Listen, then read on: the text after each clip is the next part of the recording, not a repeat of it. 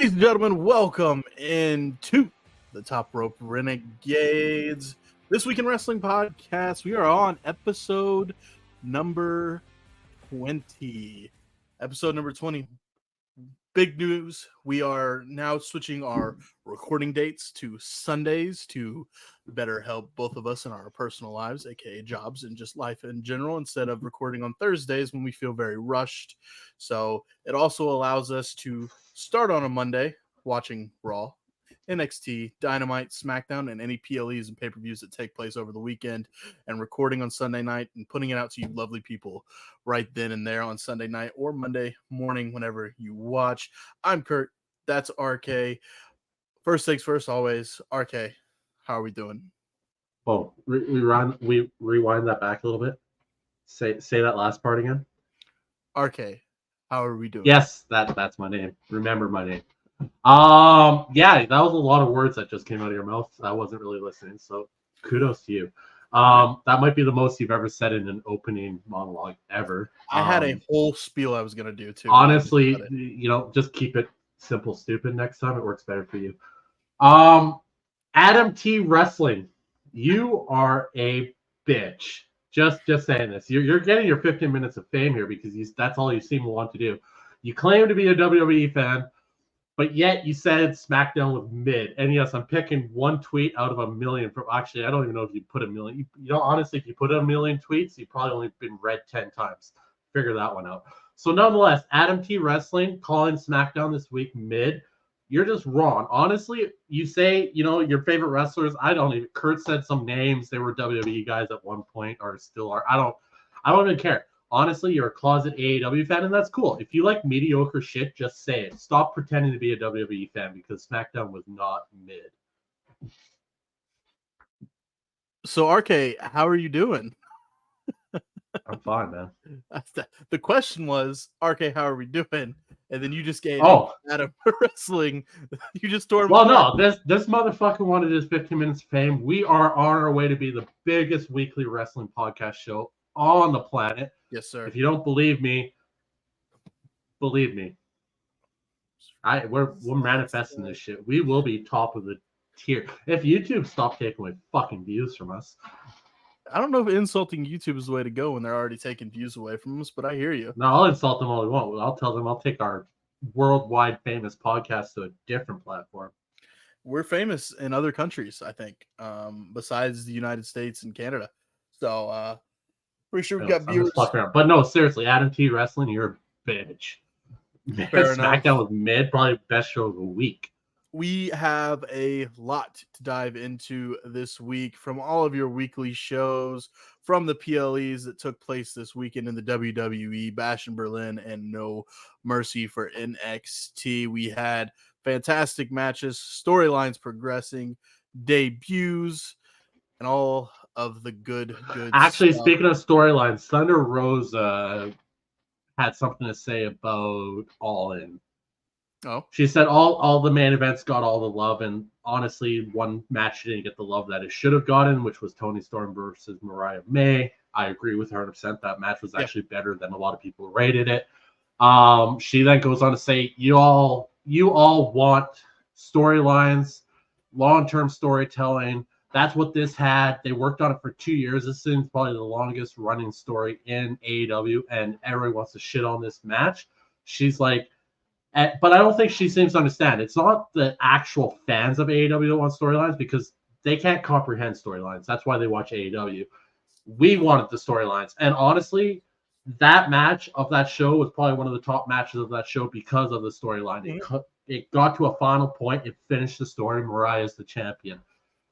As an actual proper wrestling fan, a.k.a. a WWE fan, we understood the story. We followed it. All the AEW neckbeards didn't, and that's fine. But Thunder Rosa, just saying, we knew what was going on. So don't single us in that.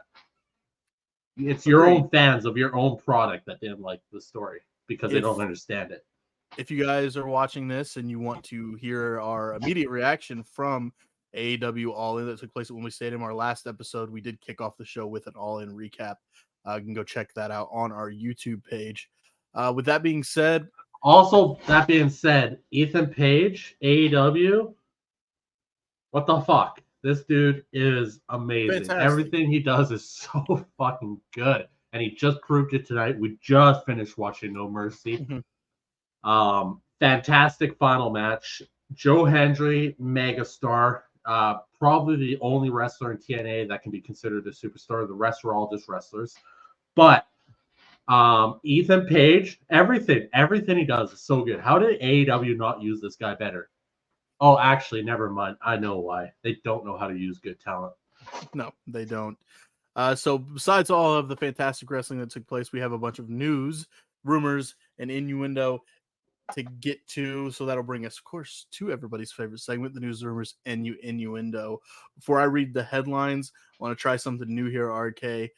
Before I read your headlines and before Probably not the right episode to do that on, bud. I'm not even looking at the screen. We skipped it last week, but I know we like to talk about the ratings for AEW Dynamite. And I wanted to start things. That is your thing. That is your thing. That's why I don't bring them up, because that is your thing. I do respect you enough to leave you that little bit. You do, and I appreciate that. So let's talk about AEW Dynamite. Thank you. This was the pre All-In show, the Go Home show for Dynamite on TBS, had 698,000 viewers and a 0.24 in the P18 to 49 rating. 24. That's a 24 pack up in Canada for all y'all Americans. That is the Go Home show, and then after the pay-per-view, you would think maybe the ratings will get better because of the way things ended. They should. 100%. The stories and the new champions, da. The rating from 8/28/2024 on TBS for AEW Dynamite post All In for all the Fallout did a 691,000 with a 0.22 rating. So it did go down. Hey, how the fuck do the two shows that bookend your quote unquote biggest pay-per-view of the year? Wow, I can't speak enough. The two shows that bookend the quote unquote pay-per-view of the year have less than 750,000 viewers. I'm not entirely sure. I'm not sure. How do your viewers go down after the pay-per-view?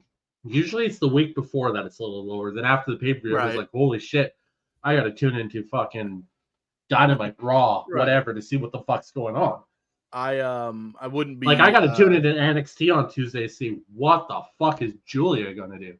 Right. I wouldn't be a good podcaster if I didn't read the ratings from Raw and NXT this week. Yeah, that's right, because they're huge. Raw did big beautiful numbers. 1,796,000 beautiful numbers. They were big, and 0.56 in the rating.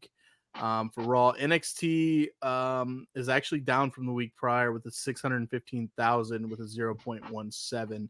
It is up 1 in the rating. Developmental. It's a and developmental territory. We'll keep going with it just because we can. AEW Rampage from Friday on the 23rd did a 290,000. Collision last week did 442,000. I'm pretty sure I could record myself working at work as an electrician and get more views than Rampage and Collision get. Let's get into the news here. Top Rope Renegades. This is episode 20. As we said, this is the week of August 23rd to September 1st. That is a very long week. As we were very long week. MGK has got a bit of a beef going on Twitter and apparently backstage with Randy Orton. This is a direct quote from MGK reported to the Top Rope Renegades podcast. MGK quote, "I said to Randy, Stone Cold, Roman, The Rock, Triple H, Gunther, HBK, Stephanie, hey, fuck you."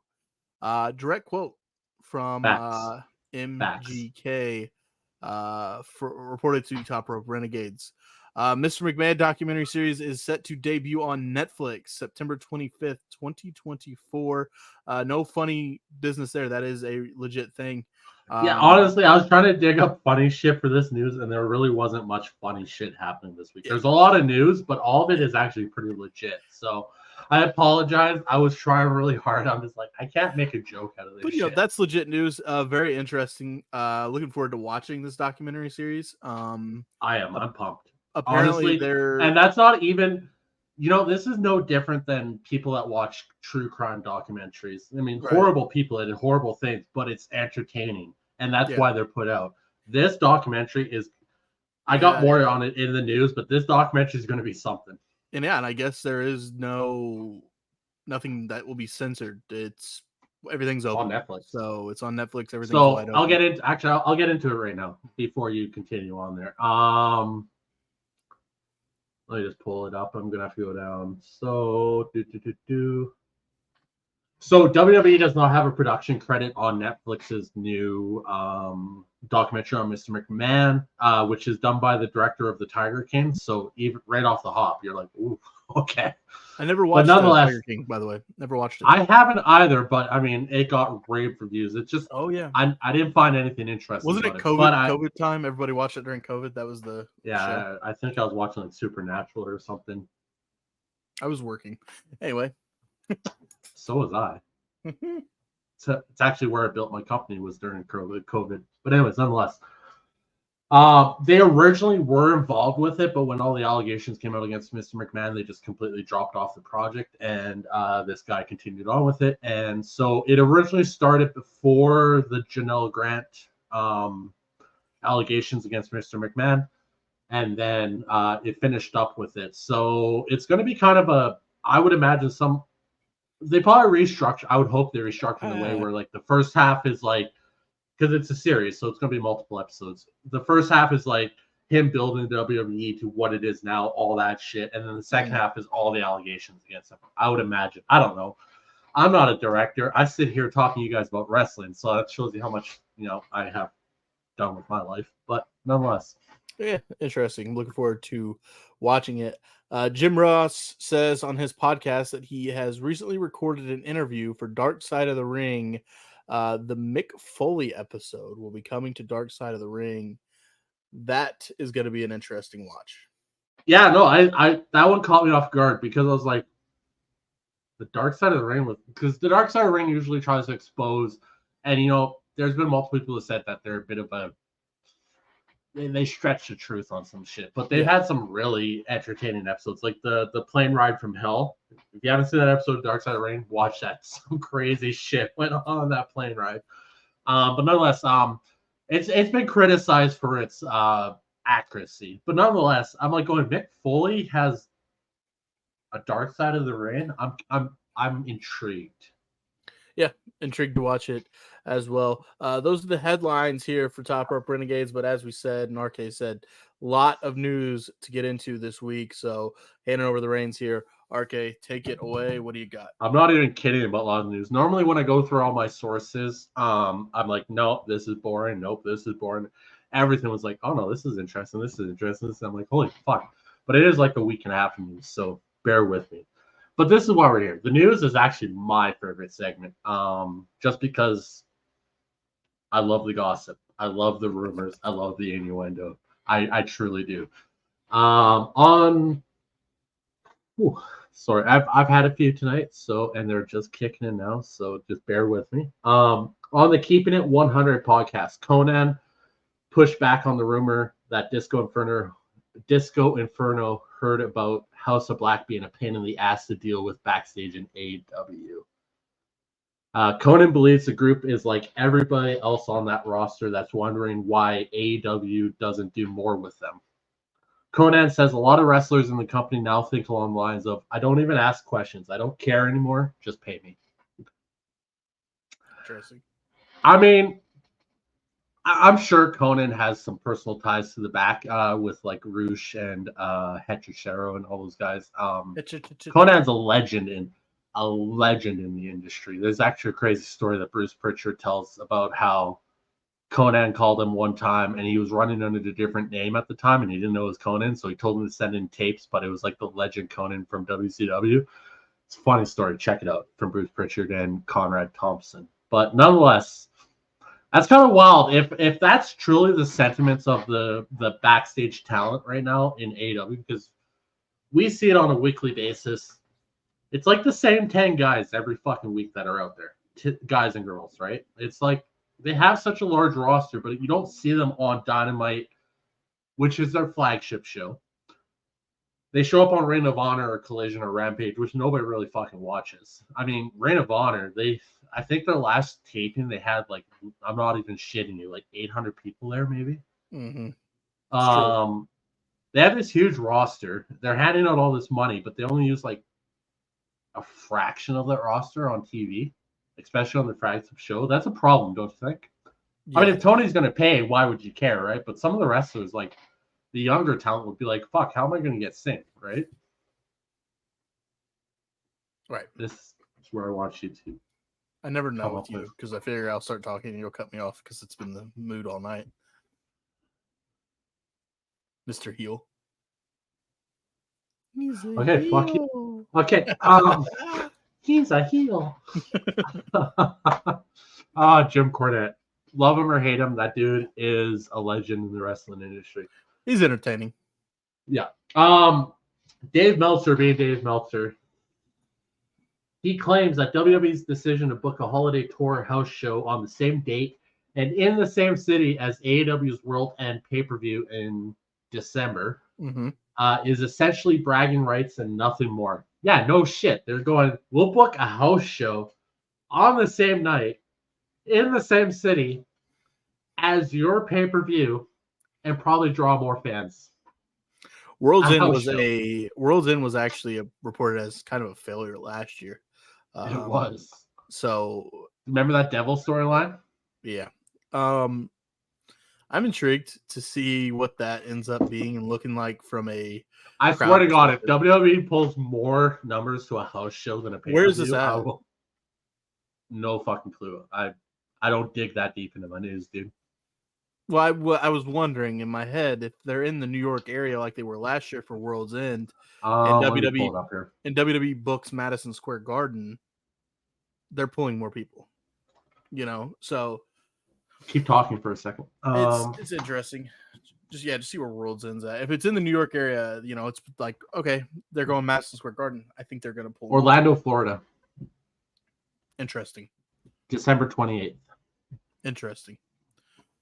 We'll see. That's something to look out for later in the year.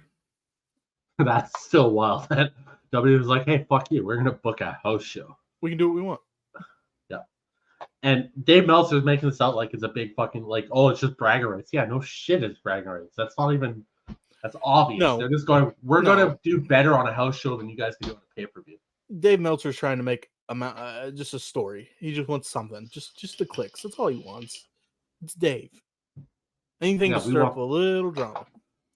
We want the clicks too, but we'll actually tell you when we're telling shit. See, yeah. I have a famous phrase that I came up with all by myself is tell me when I'm telling lies.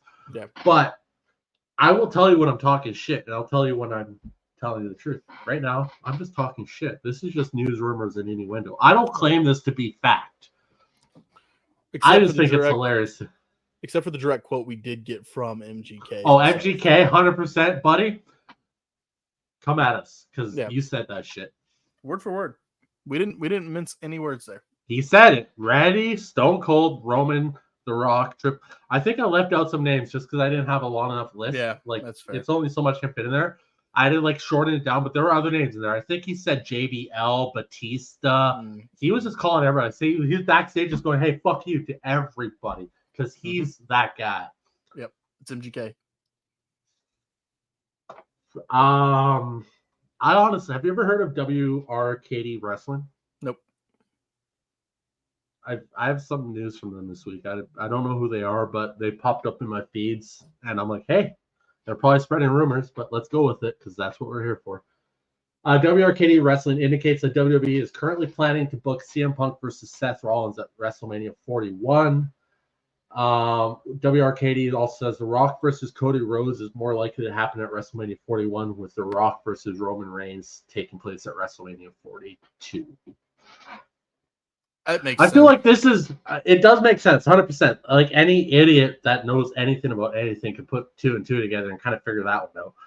That's like you and me saying that. And then, so our WRKD, we are TRR. Yep. They're WRKDD something. We're TRR. We are now saying what they're saying, and we're taking it as fact. The question is then if it is Cody Roman at this next WrestleMania, or Cody Rock, sorry. Cody Rock. Does the Which Rock makes sense win? because of the way Does that The Rock it ended win? out on the Raw. Does Win the the title? Rock win the title? No, you have Cody beat him, 100%. Gonna have okay. You have Cody beat him 100%, 100%. And then is You Roman cement Cody's legacy in the WWE, and then you have Roman beat The Rock the next year. Is Rock Roman the next year for the title, or is it just straight up? Straight up, it's a family thing. Okay. The Rock at this point of the career, what more does he have to prove? Right now, he can cement Cody's legacy, and he can cement Roman's legacy. I'm just looking at I don't know. Cody's not. Well, I don't know at this point. Cody could hold the title for a very long time, but he could, and I'd be okay with that. Honestly, I'm not a huge fan of long title reigns, but Cody just feels different. And all the AEW fucks out there that's saying that, his title reign's been lackluster. He had 2 matches against AJ Styles, one of the best fucking wrestlers in the world. Mm-hmm. He went up against Logan Paul, who honestly is one of the most entertaining wrestlers around right now, and you cannot deny that. If you do, you just don't understand. He is entertaining as fuck. KO's no slouch. That match was amazing. We'll get to that. His title reign has not been boring. He actually had a good match with Solo Sikoa, too. He had a great match with Solo Sikoa. There's not been a match on pay-per-view with Cody Rhodes for his title defense that has been boring yet. I have not watched one and gone. And don't think I'm just some WWE mark who doesn't criticize WWE ever. We'll get to that on NXT No Mercy. I'm going to criticize the shit out of one thing they did tonight. And it's true. Like, WWE does it better, but they do make mistakes sometimes that don't make sense, but it's very few and far between. Yeah, agreed. AEW, you just got to turn on the TV for 5 minutes and you pick out 10 things wrong with it. Yeah. It's the huge. And again, I'm not trying to say AEW sucks and shouldn't exist. AEW, I want to exist because it creates competition, which makes the WWE better, which makes AEW better. But right now, they're not creating competition. We're shit.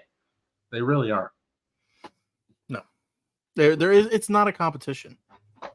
Stop. People need to stop. Not in that sense. I'm saying they're pushing each other to do more crazy shit. Be better. Oh, yes. Okay. Yes. Right now, the AEWs ain't doing shit to make the WWE could put on shit shows and still be better than what AEW is doing right now.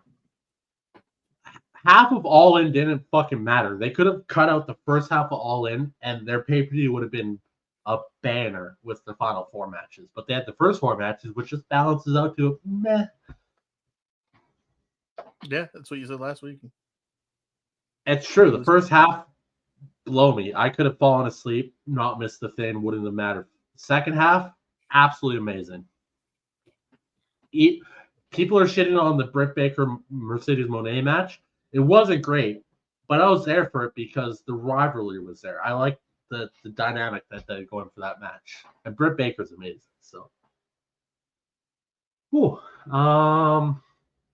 there's a lot of speculation about Alexa Bliss returning to the WWE soon. She posted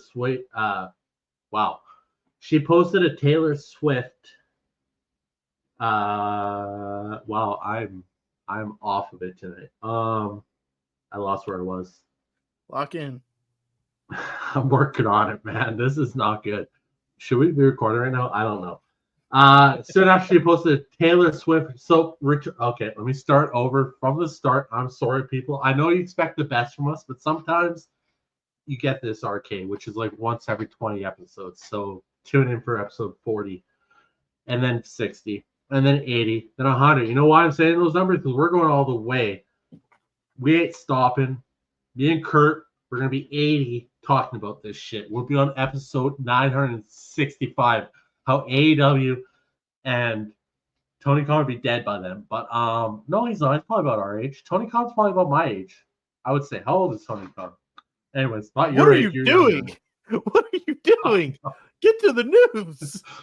Okay, sorry. We're going all the way, people. I don't know where we're going, but we're going somewhere. How the fuck did you start talking about how old Tony Khan was? Talk about the news. The fucking Alexa Bliss, Taylor Swift, something. I don't even know what you were trying to say. Compose yourself, man. Compose yourself. Okay. Woosah. I can't do it, man. Say something. Do you want? You're killing me. Oh, you're killing me. Let's talk. I mean, we can talk about the fuck. I don't know. I gotta go. I'll be back. This is your segment. Talk about something. I don't know. Oh, okay. He's having a good time over here. Donovan Dijak. He showed up on MLW. MLW made his debut. They had a sellout show in New York City recently. Matches involving Bobby Fish, Dijak, as I said. He will be a regular in MLW. He's gonna have a match with Timothy Thatcher in Atlanta. Paul London, if you remember Paul London from back in the day, he started as an agent with MLW. He's expected to be a player coach moving forward in MLW. Satoshi Kojima is in Costa Rica. He'll defend the MLW title at a CWE show. The governor of Philadelphia jumping the gun a little bit and made a mistake. He announced that WrestleMania 2026 was coming back to Philadelphia, but then he put out a statement indicating that it was a mistake. We apologize for the confusion amid all the incredible events Pennsylvania is excited to host in 2026. Well, WrestleMania won't be here in 2026. We look forward to continuing to work with the WWE wrestling fans all across our Commonwealth to bring more great events to PA in the future. I should have done that. Translation. Governor Josh Shapiro of Philadelphia, he may have got too big for his britches. If it is actually going to Philadelphia in 26, which I don't think it is, even then, WWE was like, well, guess what? We might have been coming there in 2026, but not now. Get to the back of the line, fella. Take your tweet down. Here's a statement. What are you doing? Honestly, WrestleManias probably don't go back to the same location for at least 5 years, at the very least, I would say. Yeah, unless it's the Florida area.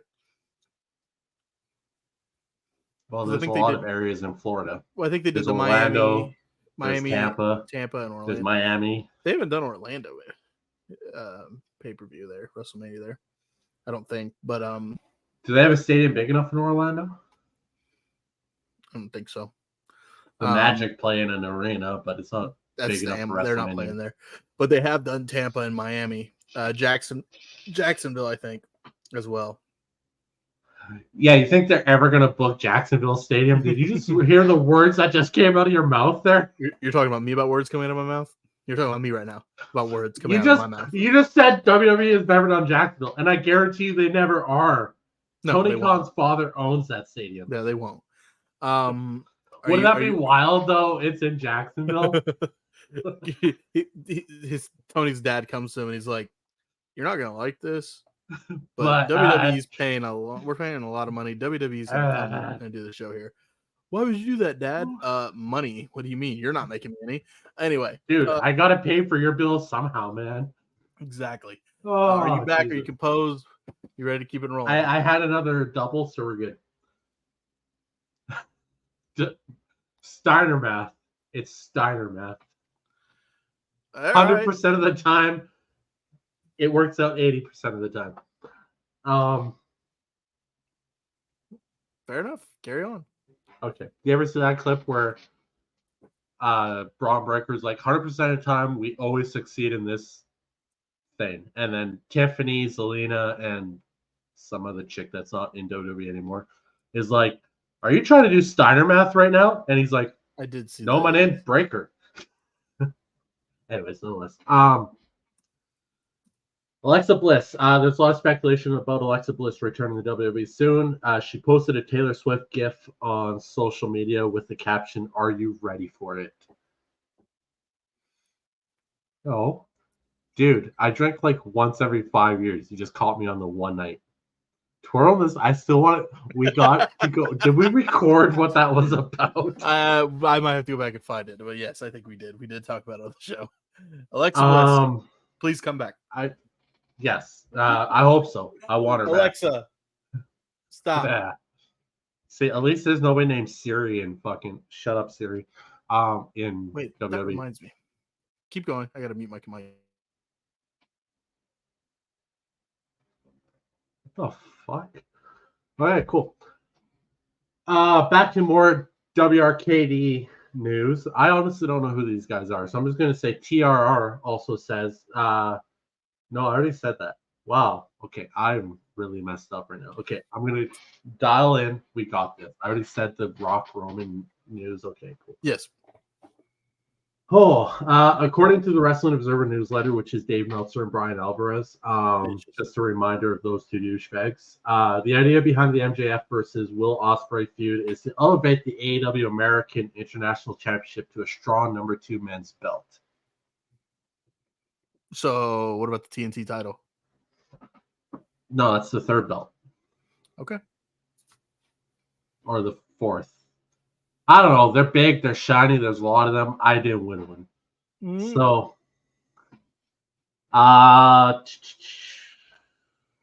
attempting to clarify the contradictory things people have been saying about Ricky Starks, Wrestle Purist podcast said that the bottom line is Ricky Starks is home. He's healthy. He does not have any long-term plans at AEW. AEW has no long-term plans for him at this juncture, and that's the situation. So this is just AEW trying to damage control maybe in a little bit, but everybody knows Ricky Starks is like one of Cody Rhodes' best friends, and he's definitely probably going to show up in WWE. And I'm not just saying that as a WWE fan. Honestly, I could really care less about Ricky Starks. I've never watched a guy wrestle in my life. I don't even really know who he is. It's just his name comes up a lot because he's friends with Cody. Kurt might know a little bit more about Ricky Starks, and he might want to elaborate on the situation if he can. You kind of said everything needed to be said. Ricky was with Cody, I think at WrestleMania at the dinner that Cody had with his family. So, I think it is a matter of time before whenever his contract. That's what I was working on. I was trying to see when his contract expires. But I'll get there when I get there. If Ricky comes to WWE, he's probably going NXT, right? Probably like a veteran. Is he a veteran? Can you consider Ricky Starks a veteran? I'm going to let Kurt search up some information. Because of Bryan Danielson's medical issues, Fightful has said that AEW is under the impression that Danielson worked fewer matches than expected before retiring from full-time performing. Awesome, AEW. Way to go. You have a champion in Swerve Strickland who was fucking amazing. You put it on Danielson, and now you're going to have a part-time fucking champion. I mean, you already have the Young Bucks who show up once every 2 fucking years. Like, okay, that's not true. They show up like once a month. But nonetheless, your champions, like, why? This is why AEW gets no respect from me, anyways, is that they do dumb shit. I will talk shit about AEW every day because it's quite easy to. But Swerve Strickland, when he first won the title, I was like, Kurt's huge Swerve Strickland fan. Love Swerve Strickland. Yes. Like, rams him down my throat every fucking day. I got to listen to this guy about Swerve Strickland. And at first I was like, dude, I don't care. And then I was like, oh yeah, this guy's a dog. He truly is. He is probably the best thing that they got going in AEW right now as pure entertainment. MJF is awesome, but they've relegated him to mid-card. Will Ospreay is awesome, but they also relegated him to mid-card. Swerve Strickland was really the only top-tier guy that you had at the time. And he took the title off him to give Tony Khan his WrestleMania moment. So, good job. Now you have a guy who's got a fucked up neck that can't wrestle every day. And, yeah, that's where we're at with that. So, good job. I said a lot of words in succession, hoping that I gave you enough time to figure shit out about Ricky Starks. So, where were we at? I don't have a contract update on Ricky. He is 34. I still got years. So, rumors See, this isn't were like 80s wrestling. 34 is like the new 22. These guys go right. till they're 50. Rumors were set in place that his contract expired this year in August. Tony Khan had came out and made a statement saying his contract had not expired, that he was still under contract with AEW, and that's all we got. I did find a interesting website that goes through contracts, and it's only what they know if it's been reported. They don't have everybody. Ricky's isn't on here, but like WWE, The Undertaker, he's under contract with WWE until 2034. You know, Yeah, he signed that contract back in like 91. yep. So yeah, they're all right. They got a decent little list here. Yeah. But if you got a name and Okay, you cool. want to know, I can probably find it. I'm gonna add this to my favorites just in case we ever need to check it. Yeah. After his return at All In, PW Insider had an update on Daniel Garcia. His AEW contract expires in October. Garcia remains in discussions with the company, but has not yet resigned. Okay, cool. I think that's not new. I thought that's not right. Wasn't he re-signed? I thought I heard something about it, but none of my news said that he actually is re-signed yet. And there is one thing that I do take from a lot of my sources, that they are pretty accurate on some things, and none of them have said that he has re-signed a contract yet. It's basically what you said. Swerve does have the new contract, and there's assumptions that Garcia has a contract as well. Yeah. See, I do talk a lot of shit, but sometimes, when it comes to certain things, I will tell the truth. So, anyways, at the post All In scrum, Tony Khan said he doesn't want to comment on Garcia's status, but it's a good sign that he was there. I assume he'll be back with the company. I would assume so. He's a pillar, right? He's a pillar of the company, apparently. No. Or was that Sammy Guevara, who's now in Ring of Honor? It's Sammy, Jack Perry, MJF, and Darby Allin. But then there were, I think somebody did make the comment that Daniel Garcia is the next pillar. Speaking of Tony Khan talking about shit, so I hate giving this guy props, but sometimes he does say shit that's correct. Dave Meltzer, he said that Tony, during the show, after the show, pre-show, following in the past week, that Tony Khan did not mention once publicly what the numbers for All In actually were sold. He did eventually come out and say that the tickets were over the 50,000 mark. I think the official number came in somewhere around 56,000 sold. I think the actual showing up gate attendance was something like 52. These are all numbers that I'm pulling out of my ass that I read randomly somewhere, so don't quote me on them. But nonetheless, Tony Khan never once said in the post-scrum during the show, whatever, that this is how many tickets were sold, this is how many people showed up. And Dave Meltzer goes on to say that that's a bit of a mistake on his part. He's acting like he's ashamed of the number when he should be proud of the number. And this is the one time we'll agree he should be proud of that number. 56,000 sold, if that is the number, is a pretty good fucking number for a wrestling show. Yes, it is down roughly 35,000 from what was sold from last year at All In.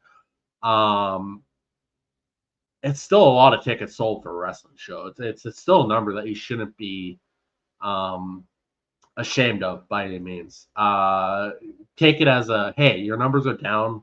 Figure out what the root problem is. Fix it. Get your numbers back up.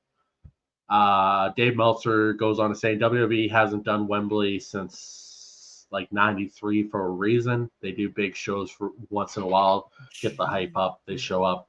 They should go to doing stadium shows in London, which they are probably doing next year. Just to add to this is from Forbes. Tickets distributed for All In 2024, 54,817. The remaining tickets were 1,424. So that's where they get the 56,000 from. So they had a gate. Anyways, nonetheless. That's from Forbes. But in the end, Dave Meltzer says, as a wrestling promoter, no matter what your numbers are, you should be promoting them. You shouldn't be hiding from your numbers. And he's not wrong. Tony Khan should be pumping everything AEW. Whether the number's down or not, you should be like, hey, we sold 54,000 fucking tickets. That's how many people are here. Did you? I know. I know. I don't like it either. But I was just. He's not wrong. He's not wrong. Tony Khan, as a promoter, should be at all points always promoting the company, not hiding from your numbers. Agreed. You're a promoter. Promote the shit out of it. Make your numbers come back to what they were. If you can't sell out 90,000 tickets, go to a smaller stadium. Figure it out. I'm not 100% against all. I don't want AEW to fail in any way. I'll talk shit about them all day long, but I don't want them to fail because having an alternative is good. The neckbeards need something to watch. Okay, so you look like you got a shave there a little bit too. Anyways, no, I'm good. I'm kidding. It's not all the way down. Like it's not down here. So yeah, that dude on NXT was wild. That's just not it. Still a lot less than what show up at AEW, that's for sure. And it's the ratio doesn't make sense because there's a lot less people show up for AEW, but there's a lot more neckbeards. Figure it out. It doesn't make sense. It's Steiner math, okay? I think I said this last week, but it keeps popping up. WWE officials are impressed with Andrade and Carmelo Hayes programs on SmackDown. They've had 5 matches now? 5 or 4? 4. They're 2-2. 4. 2-2 per Fightful. While it is expected to go well given their talent, the pair are being praised for their in-ring storytelling and ability to get the audience invested in their feud, which is actually true because the first match, the audience wasn't really into it. The second match, it picked up, and then the third and fourth matches, the audience was hot for those matches. Yes. Not usually am I a fan of multiple matches between the same guys over multiple weeks. Mm-hmm. This is one of those feuds where I'm like, holy shit, these two's their chemistry is off the charts. They do shit. The way they mesh is so perfect. It's amazing matches. All 4 matches have been phenomenal. Absolute bangers. Probably some of the best matches in the last 3 months of wrestling, period. I said it, yes. You didn't even say a word, so you don't agree. Okay, that's cool. Trying to help with your news. I know there's a lot of news, and I'm having a release. I'm fighting it. Can I ask if you're going to be talking about a certain someone showing up at TNA Emergence? Certain someone or someones? Someone? Was there more than one that showed up on Emergence? Yeah.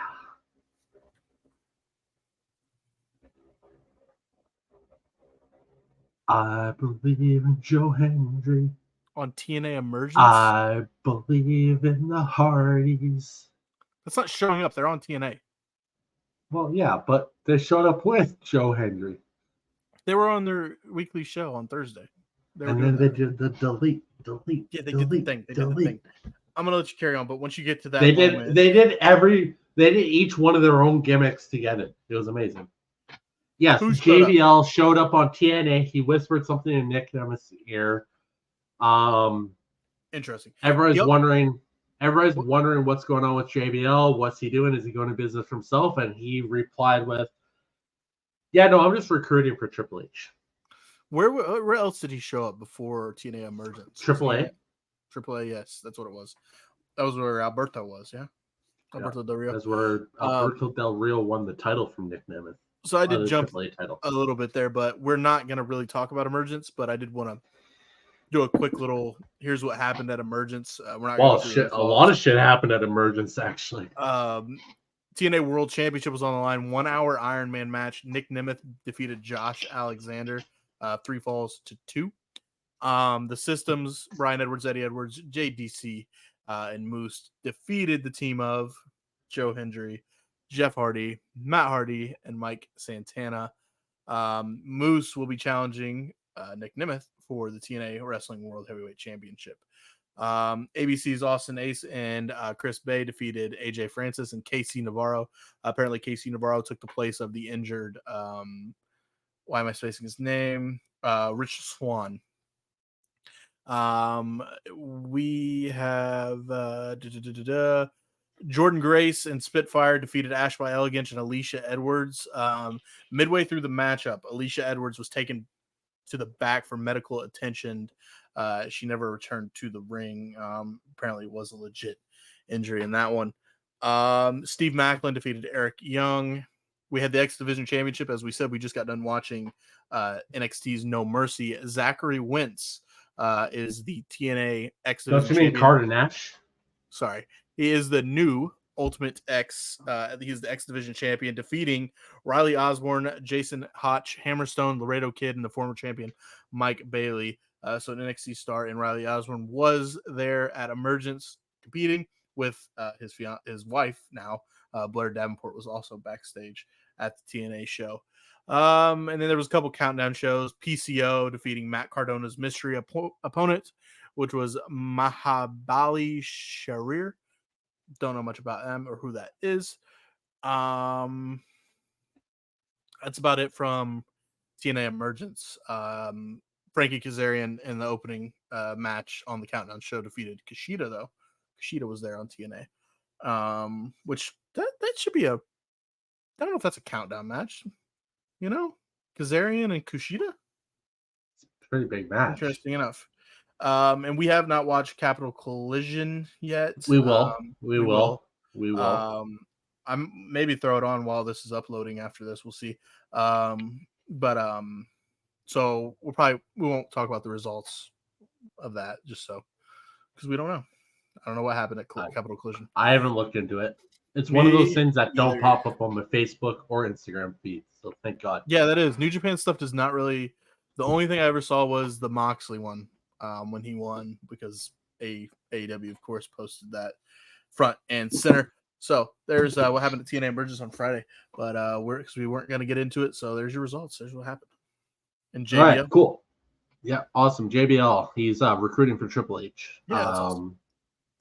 Anyways, PWN claims that the winner of the Intercontinental Championship #1 contender tournament on Raw will challenge Braun Breaker for the belt at Bad Blood. I don't know where these dirt sheets come up with this shit, but they're just trying to reach their quota in letters typed. Like, seriously, obviously, that's what's going on. They're not going to have Braun Breaker versus the winner of that on SmackDown or Raw. They're going to have it at Bad Blood. Right. Actually, I was asking Kurt, I'm like, is there a pay-per-view in September for WWE? And he's like, no, I don't think so. I think next one's Bad Blood. And I'm like, oh, that's kind of weird. Then I'm like, oh, wait, Bad Blood's on October 5th. Yeah, no, only crazy companies put pay-per-views back to back 2 weeks in a row. So, anyways, nonetheless, if you don't know what I'm saying, I don't even know why you're watching this podcast because clearly you don't understand what's going on. As revealed by, I got weird news this week, man. As revealed by Rejuve, I would assume Rejuvenation. So Rejuve Stem, Regenerative Medicine's Instagram page. Sami Zayn recently traveled to Cancun with Ivar for stem cell treatments. Okay. I don't know why Sami Zayn is he battling. He probably just actually Sami Zayn's always like in really good working condition. He probably just gets like natural stem cell. There's something to that actually. I've heard of crazy stories. There's a famous actor who went and did it and like completely regained his career. But anyways, nonetheless, according to PW Insider, the planned main event of the September 25th Dynamite Grand Slam is AEW World Champion Bryan Danielson versus Darby Allin. Again, these people post this shit like it's news, but Darby Allin won that right to that shot like weeks ago. He won the Rampage. It was on Rampage, I think, the Gauntlet match. Yeah, it was a Gauntlet. And they're reporting it now. It's like apparently that's the plan. It's like, yeah, it is the plan. They said it was the plan 2 weeks ago. Why is this news? I'm just bringing this up because this is the shit that Dirt Sheets post. It's just like you're just digging from news. We're a whole podcast that's talking. You're not gonna post in the description that Darby Allin versus Bryan Danielson at Grand Slam. Click on this and listen to us talk about it. No, you got to listen to the whole thing to hear me talk about something. Could be Darby Allin versus Jack Barry. Well, I guess so. Wouldn't that be the dumbest thing in the world? Don't even get me started. Oh wait, shit! If it's the dumbest in the world, AEW will probably do it. Fuck. PW Inside also says Miro is back in the United States now after having been in Bulgaria for some time. It's still unclear when he'll return to the ring, but at least he's back in the States. Mm-hmm. You know how you let me get the what was it? The ratings. The ratings is my thing. That is your thing. I have a new one because I just stumbled across it. Okay. The injury report. Oh, that's right. AEW was going to start an injury report. Well, guess what? Top Rope Renegades, we have a bit of an injury report. Asuka, on June 5th, she posted a photo on X showing she had knee surgery. We have no date yet for her return. Dakota Kai was sidelined 8 to 10 weeks because of a torn meniscus. She's going to have surgery on that. You just spoke on Ivar, correct? So we'll go over Ivar. Seth Rollins, we have no expected return date after the attack from Bronson Reed. We think that's not an injury though. That's just maintenance. Tyler Bate is going to miss. I think we've talked about it. He's missing the whole year from his surgery. What do we have? You talked about Alexa Bliss. Brock Lesnar, still inactive. We don't know anything about Brock Lesnar. He's just on the inactive list. That's not an injury. That's just purely they're waiting to see what happens with McMahon. Big E says he feels. But there is more on that though. Triple H has said that he really wants Brock Lesnar back for Royal Rumble. Big E, we've talked about a lot here. Broke his neck on March 11th, 2022. Currently, he feels 100%, but there's no estimated return date or a return date at all. I still think we should just get fucking Big E to come back and mend the group. Yeah. He don't have to wrestle. Just bring them together. Carmella, we still have no estimated return date. Her last match was on March 12th, 2023. She had a child, so we don't know anything about there. Charlotte Flair. Ooh, I heard November. Is that right? Yep. On December 15th, 2023, the SmackDown was when it was announced that she would miss 9 months after tearing her ACL, MCL, and meniscus. So we'll see about that one. Eric from the Viking Raiders had the C6, C7 neck fusion surgery. Jimmy Uso could be returning soon. We have the Raquel Rodriguez is still hurt with the issues. She's not hurt. She has that. She's on medical leave. Yeah, she's got that skin disease. Shotzi, 9 months or more still. This was from February. She had torn her ACL and follow her on fucking Instagram. So her Instagram page she's awesome. I love Shotzi. She underwent the stem cell treatments. Tamina, she's just inactive, I guess. Her last match was February 27th, 2023. Valhalla. Has it been that long? Yeah, Valhalla will be out for the foreseeable future. She had another kid with Eric. There's a lot. I don't need to go through all these, but it's just I just stumbled across it. A couple names just real quick to note though. Cora Jade. Cora Jade could be back soon. She has been traveling. She was in Denver for the NXT No Mercy. She had the torn ACL that she suffered on January 12th. She just posted last week or the week before on her social medias doing what is that test called with your leg where you got to kick and like push it out? I forget what it's called. Just to test the strength. Shotzi just posted that on Instagram like 2 weeks ago too. And Cora said this is the second and final one. If I pass it, we're good. She passed it. So we could see Cora soon. Nikita Lyons tore her ACL 2 months after Cora, so could have Nikita maybe hopefully back before the end of the year. Do I really need to go through all the AEW one because it's long? It's long. It's like 3/4 of the roster. Eddie Kingston. I don't know if it was announced he was out for the whole year. But it was broke 9 his months. leg. We watched it.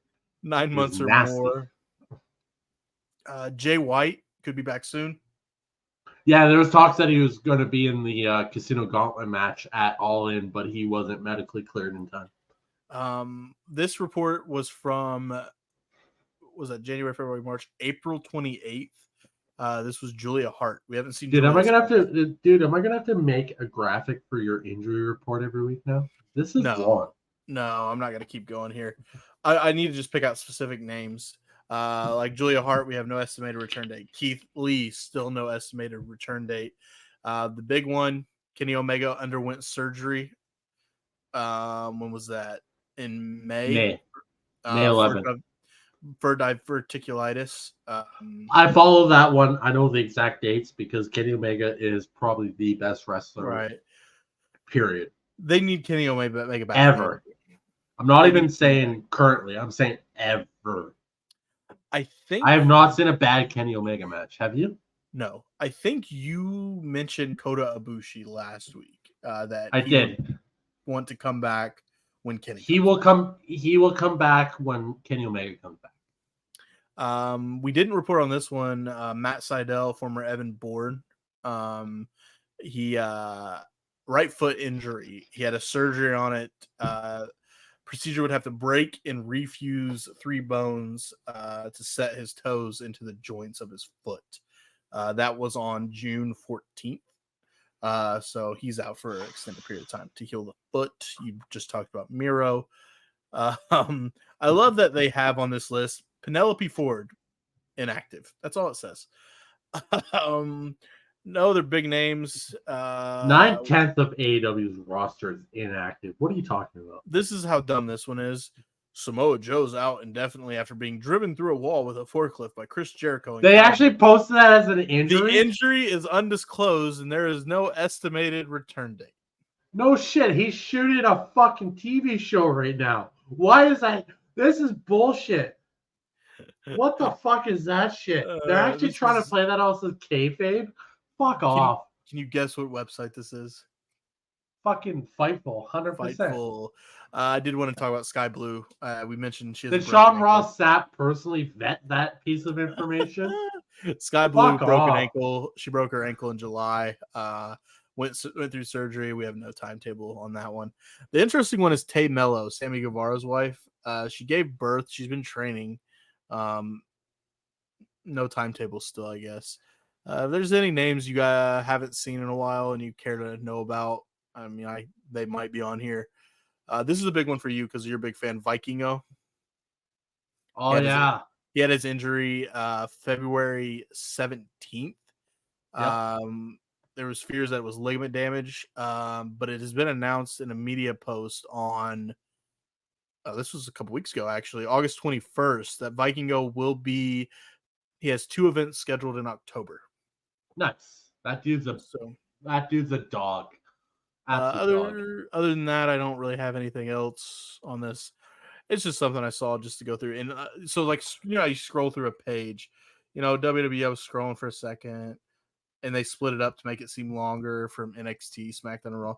And then I hit AEW, and I just kept scrolling and scrolling and scrolling. I'm not lying. 9/10 of the roster is on the injury list. It's the only explanation why they have the same 22 superstars for 3 shows. Yeah, they need to. We'll make our own. I'll make my own injury report because that was dumb. Well, we've been on the news for about an hour. The fact that Fightful actually has Samoa Joe on the injury list. He's on the injury list, man. Everybody, come on. Everybody knows he's shooting a fucking movie or a TV show right now. Carry on. I was giving you a bit of a break from talking, but now it's back to you. Oh, God. AEW New Japan's Forbidden Door show in London next year is assumed to be taking place in one of the city's indoor arenas rather than Wembley Stadium, per Dave Meltzer. No shit. I mean, and it's not a knock. It's just there's a reason why WWE has only been to Wembley once. They don't do the same arena year after year, is they want to build the hype for the area. Be like, oh shit, they're only coming once every 6 years. We gotta go. If they come every year, it's like, oh fuck, I'll just wait till I can't afford this year. I'll go next year. Whatever, right? So you got to build that hype. So yeah, they're doing something smart. They're gonna go to like the O2 or something. So it makes sense. They can't do Wembley again. No, they dropped. If the numbers are correct, which I feel like they're a little inflated because the initial numbers were like just over 50,000, they dropped like at the very least 35,000 fans from last year. That's not a good drop. Like, that's not. A All-In TNT title match between Jack Perry and Darby Allin was shortened because the show was running long. Apparently, there's some kind of curfew in London where they can't be past a certain time with noise, so they had to actually legit finish at a certain time. They couldn't get an overrun. They could not get an overrun. They get one every week on Dynamite, but they can't get one in Wembley for a pay-per-view. Jesus Christ. I know, it's kind of wild, right? For whatever it's worth, MGK told Logan Paul. We already went over this. Fuck off. If you actually watch the video, Logan Paul even looks at who's his main dude. The dude with like who's basically bald, like really short, like buzzed hair. Who's that again? Say it again. His main dude that's always with him on the podcast. He's kind of like Mike, Big Mike. Big Mike. So he looked at Big Mike and was just like when MGK told the story. So like if Logan Paul don't believe you, there's something wrong, dude. Mm-hmm. Oh, okay. This is a big one because this just kept going on days. Like each day, something new was released on this one. WrestleVotes claims that WWE held a meeting at headquarters in the past week. And among the items was word that they will be moving the Performance Center from Orlando to Las Vegas, Nevada in the near future. The next day, Sean Ross Sapp said he was told from sources at WWE and TKO that they are not doing that, but Mark Shapiro was just making the point that Vegas is a destination and having a presence there is on the table. Then the next day, after Sean Ross's Sapp sources contradicted their sources at WrestleVotes regarding the WWE Performance Center moving to Las Vegas, follow me on this one, please. It's a long one.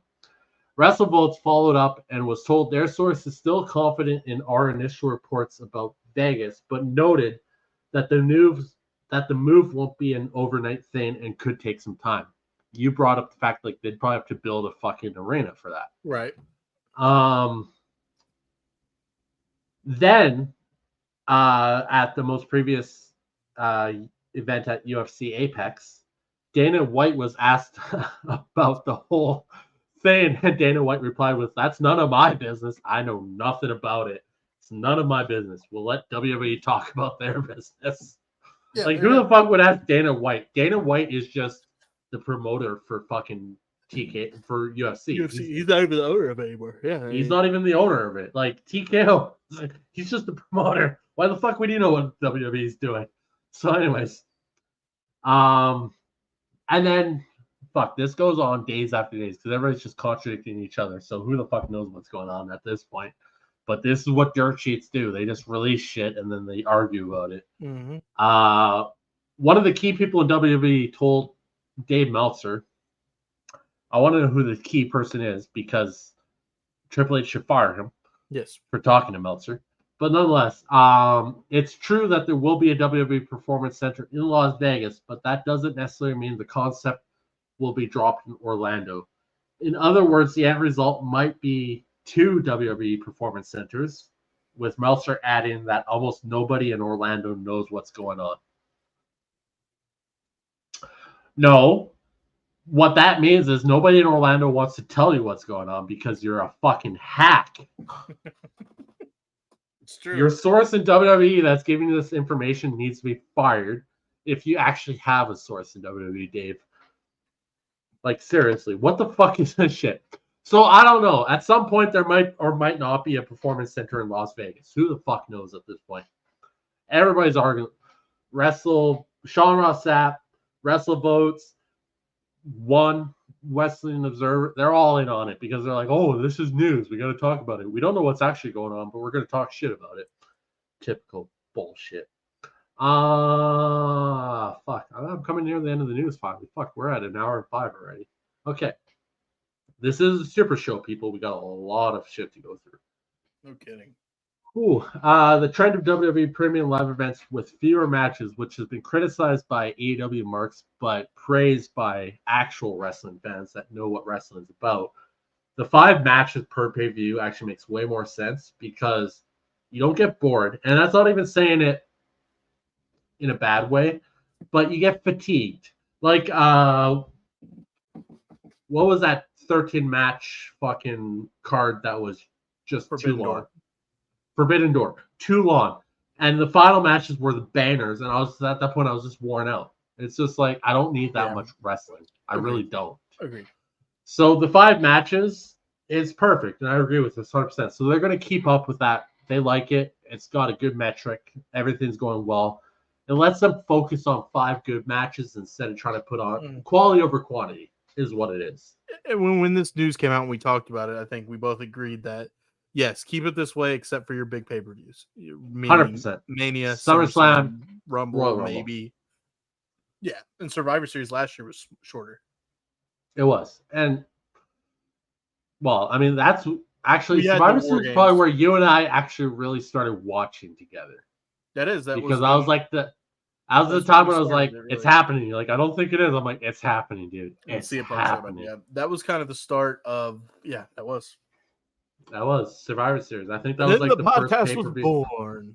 It was a few months later, but yeah, because when we decided were planted and they grew into a beautiful tree, and now we are the greatest weekly podcast, celebrating episode number 20. You're here. Everyone's listening to us. You love us. We love you. Let's keep it going. Swerve Strickland's new AEW contract runs through at least 2028. I've heard other rumors of 2029. And is one of the biggest in company history. There's a lot of shit going on about it right now. WWE sources apparently have told people that they're not happy with the contract because it's too big for somebody like Swerve. It's not the level of Roman or Cody, but it's up there.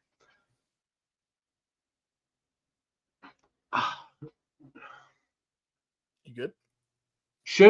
No, I'm just trying to think through this. AEW is probably not in the position to be offering these big, huge contracts when their show is continually not bringing in great numbers. Their weekly dynamic, their flagship show is pulling in less than 700,000 people a week. Their pay-per-view, I think, all in only had 174,000 buys. I think who I heard was the number. Mm-hmm. And then I asked you the question of like, does AEW have a streaming service where you can like, if you have Peacock, I have Sportsnet, we can just watch the pay-per-views because we pay a monthly fee for our subscription and we get the pay-per-views with that. AEW doesn't have that at this moment. So 174,000 buys is legit the only, other than illegal pirating streams, of people watching AEW. So 174,000 buys of your biggest, quote unquote, biggest show of the year. That's not good, is it? No, it's not. No. So anyways, nonetheless, with all that being said, your numbers are down, your viewerships are down, your gates are down, as All In showed. You're down at least 35,000 people from last year. Should he be giving these big, huge contracts to guys when you're not bringing in the viewers? I don't know. I kind of agree with WWE in saying that it sets a precedence it sets a bad precedence in the business. I'm all for people getting paid, but I'm also all against. I'm highly against people getting paid more than what the market would bring. I don't know. The market is gonna. It's. I thought about it in the sense of this: when you look at the NFL and a quarterback, like let's just use Green Bay Packers, Jordan Love, quarterback. He got a massive contract, making him one of the higher paid quarterbacks in the NFL. He's not one of the best quarterbacks in the NFL. He's good, but he's not. And now that inflates the market, and now teams and ownership are now like, Jesus, dude, why are we paying him that much money? Because now it handicaps us, and we have to pay these guys. The other example would be Deshaun Watson from the Cleveland Browns, where Cleveland gave Deshaun Watson a guaranteed contract of $230 million. I heard about this. Guaranteed money. It was the first Yeah. in guaranteed. So now that changed the Honestly, landscape. in the NFL, the only person that ever should have got guaranteed money in his life was Tom Brady, because that guy was money.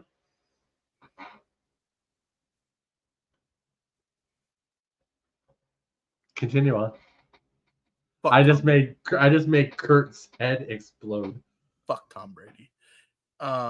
Dude, but how yeah, many rings? How many championships? 230 How many? million guaranteed for Deshaun Watson. So you do that, and then now it's shit. Are we gonna have to guarantee money now for quarterbacks going forward? Because this team did it. It's similar to this. We're paying a bunch of money to Swerve Strickland. Now top guys, because Swerve is a top guy in AEW. Now top 100% he is. Top guys in WWE are gonna be like, look what they did to Swerve. And then it's gonna have to be you're gonna have Austin Theory asking for $8 million a year. And then it's just gonna come down to the negotiation. That's what it's gonna come down to with WWE. I don't think they're fully bothered by it to that extent. WWE, honestly, if WWE has to buy into these dumb contracts, they can. They got the money. Yeah, they can. But will they have the money? But I think that, of course, bitch ass Dave Meltzer is making it seem like a bigger deal than it really is. There you go. 100%.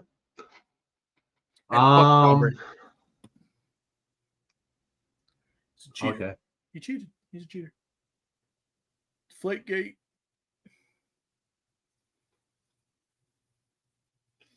RK, just let it go. I'm a Colts fan. I hate Tom Brady's guts. Just let it happen. It's fine. Dude, if you ask me who's better, Peyton or Tom, I'll say Peyton every day. But you can't deny that Tom has done things in the NFL. I'll totally be unbiased with you. Regular season, give me Peyton Manning all day. Playoffs, hard to bet against Tom Brady. Except for the time that Peyton beat him. Anyways, nonetheless, once. That's all that matters. We got a Super Bowl. Once. Speaking of Swerve, on the Rich Eisen show last week, he was asked why things didn't work out for him in the WWE. And Strickland answered, political moves. Just political moves, I can say. I'll just leave it at that. Political news. Okay. Yeah, exactly. So Triple H is okay. So this is something the dirt sheets ran with, and this is a clear indication that they're AEW biased and think that AEW is the greatest thing in the world, and WWE sucks. Corey Graves is going to be moved back to the color commentary position because Joe Tessitore is coming in. If you don't know about Joe Tessitore is a fantastic voice from ESPN. 100%. So Joe Tessitore is coming in. Corey Graves going back to color. All the dirt sheets, AEW dirt sheets anyways, ran with it as the WWE is unhappy with Corey Graves in the play-by-play. That's not the case. Corey Graves has done fantastic on play-by-play. Actually, I think I mentioned you like weeks ago. I really like Corey Graves. He was praised for his transition to being the lead commentator on SmackDown when he switched over to with Wade Barrett. He was praised for that by probably some of the dirt sheets, by the way, just to say that. But carry on. 100%. So it's the whole thing comes down to Joe Tessitore is brought in basically because the head of production is a guy named Lee Fitting. He's a new head of production in WWE. Yes, he's a longtime friend and big booster of Joe Tessitore. He's been pushing for Joe Tessitore to come to the WWE since the day he got the position. We all know, I would assume that we all know, Kurt knows, I know, in business, it's an unfortunate thing, but it does happen, and it's just a way of life. If you know somebody in a high up position, you're going to get treated differently. Not saying that Joe Tessitore doesn't deserve the position. Phenomenal broadcaster. It just happens that Joe Tessitore is good friends with Lee Fitting. Lee Fitting's the head of a production in the company, and he's getting the lead play-by-play role because of that. Yes. He wouldn't just be given that position if he wasn't good at his job. Should he 100% be taking over Corey Graves' play-by-play? No. But in business, this happens. It happens. It's happened to me personally in my life a friend of the boss gets a better position, or a friend of the higher up guy gets a better position because they're friends. It's how business works. You take it with a grain of salt. You continue to work your ass off. You do your thing. Corey Graves, I said it weeks ago. He has done phenomenally in the play-by-play position. I'm sure once Pat McAfee comes back and everything gets switched around again, I don't think we're going to see Corey. We're going to see Corey's going to be fine. This is nothing against Corey. But the dirt sheets, the AEW dirt sheets ran with this as the WWE's not happy with Corey Graves in the play-by-play role. It's like, fuck off. He's done fine. Massive shout out to Lee Fitting. He took over for Kevin Dunn, and we've seen the production change. Oh, it's way better. Way better. And to be fair, just to harp on it a little more, with the relationship between Lee Fitting and Joe Tessitore, there's probably a good chemistry there then. So we may see the production has been fantastic, but there may be cues that Joe's used to from watching and working with Lee so long that it's gonna feel really. It could be seamless transition from Michael Cole to Joe Tessitore. Just because I'm interested. I'm curious to see how well this works out. I like Joe Tessitore. He's a phenomenal broadcaster. Phenomenal. And I like Corey Graves. And honestly, I think because it's going to be Michael and Corey on SmackDown and Joe and Wade on Raw. That hasn't been confirmed yet. I haven't seen confirmation on that. I thought. Well, we'll know on the 13th when SmackDown goes to the USA. That's the first show where Michael Cole is going to SmackDown. Right. So this coming Monday is going to be Michael and Corey again? It should be. Okay. No, it should be Michael and Wade. Because it's Corey and Joe. But no, it's who's on SmackDown right now? It's Corey and Wade. Corey and Wade's on SmackDown. Yeah. Who's on Raw right now? It was Michael and Pat, and then Corey stepped in. But then over the weekend, probably going to be Michael and Corey this Monday. But then SmackDown in Berlin was Michael and Wade, right? But that was maybe just Berlin because they did the pay-per-view too. We'll see, man. We'll tune in Monday. We'll see who's on the call. Fuck, it could be Joe Tessitore and Corey Graves for all we fucking know. Yeah, but nonetheless, 13th is the first announced date of Michael moving to SmackDown. So we'll see what that looks like. We'll know better at that point. Sources connected to the investigation told TMZ that before Nikki Bella's husband. Oh, yes. So Nikki Bella's husband has been charged with domestic assault. There's nothing been 100% confirmed if that was against Nikki or what's going on there. You keep talking. I'm going to see if I can find it. There was the police call. The call into the police that was released to the public. Okay, so anyways, sources connected to the investigation told TMZ that before Nikki Bella's husband, Artem Shinventsev, was arrested for domestic violence yesterday at 10 a.m. So yesterday being, what was this, a couple days ago? Anyways, a call came in around 8:30 a.m. reporting a medical emergency at the home.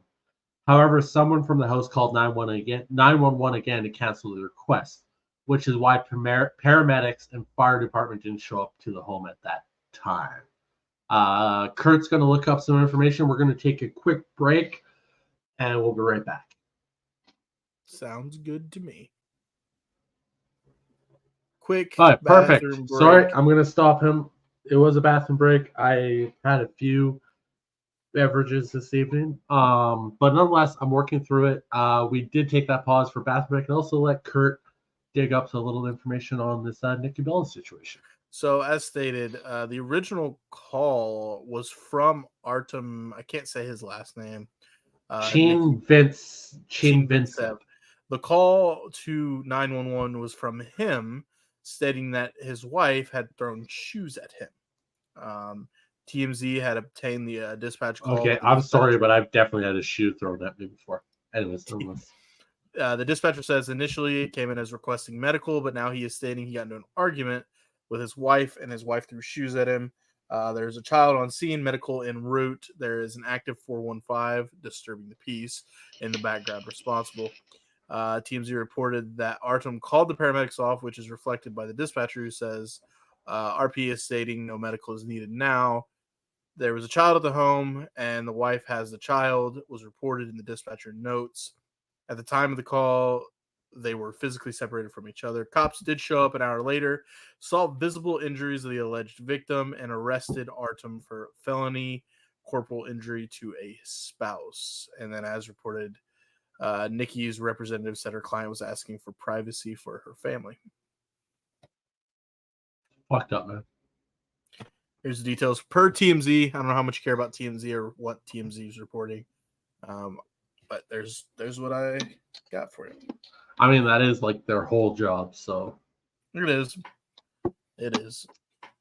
All right, on to some different news. Again, domestic violence, that's fucked up. Not cool. Agreed. While discussing AEW's angle where Daniel Garcia pawned off MJF's Dynamite Diamond Ring, F4W Online's Brian Alvarez said, I don't know if it was stolen or what, but it's gone. That's for real. Apparently, I've heard from multiple sources, not just Brian Alvarez, who is not a great source, but I've heard from other sources that, yeah, it's legit gone missing. Like, nobody knows. MJF doesn't know where it is. Huh. So they turned it into storyline. Interesting. Yeah. MJF apparently went on a podcast or something and said, yeah, some bum in London probably stole it from me. Imagine Britt Baker stole it. They're going to turn it. I mean, if they can turn it into a storyline, that's actually kind of cool because AEW is not usually good at that. No, they're not at all. We already went over the Netflix shit, but WWE does not have production credits on Netflix's Vince McMahon documentary. We did go over per WrestleNomics. I know. I didn't fully state what I'm about to state, so let me continue.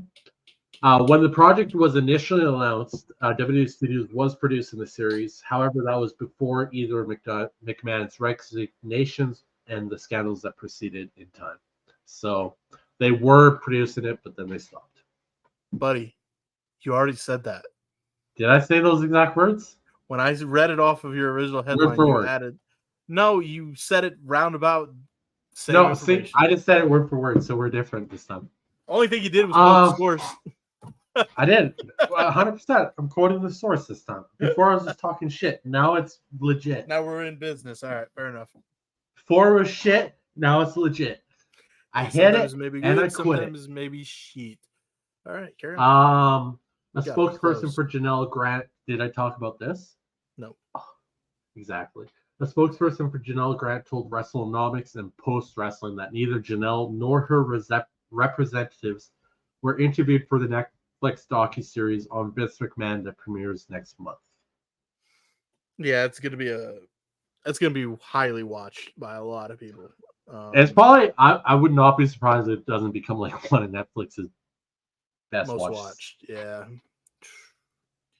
It's something like the wrestling community is huge, and even people outside of the wrestling community are gonna like Netflix document. Honestly, I'm a junkie for Netflix documentaries. When they release like series and shit, they got some of the best documentaries around, hands down. We already talked about that. Wrestling Observer's Lives, Brian Alvarez. Why the fuck do I even listen to these guys? But they do come up with stupid shit, so it's fun. Claims that Jon Moxley's new Moxley's new AEW gimmick is inspired by Russell Crowe's obscure character in an obscure 1992 movie called Australian, and it's an Australian cult classic, but completely obscure, Romper Stomper. Have you ever heard of the movie? I've never seen it, but I know enough to let you know. Tell the people what was Russell Crowe's character? I don't know. I don't know. I've never seen the movie. I'm going to see it now. I'm curious. I sent this to you after the report. An obscure. John, buddy, John. I know you are very critical of your time as Dean Ambrose in WWE, but if you go back and relive some of those moments as Dean Ambrose, you probably had some of the greatest segments during the darkest, shittiest period of WWE in the history of WWE. Dude, you can't expect AEW fans, neckbeards, AEW marks to understand a character from a 1992 obscure Australian cult classic, bud. I'm sorry.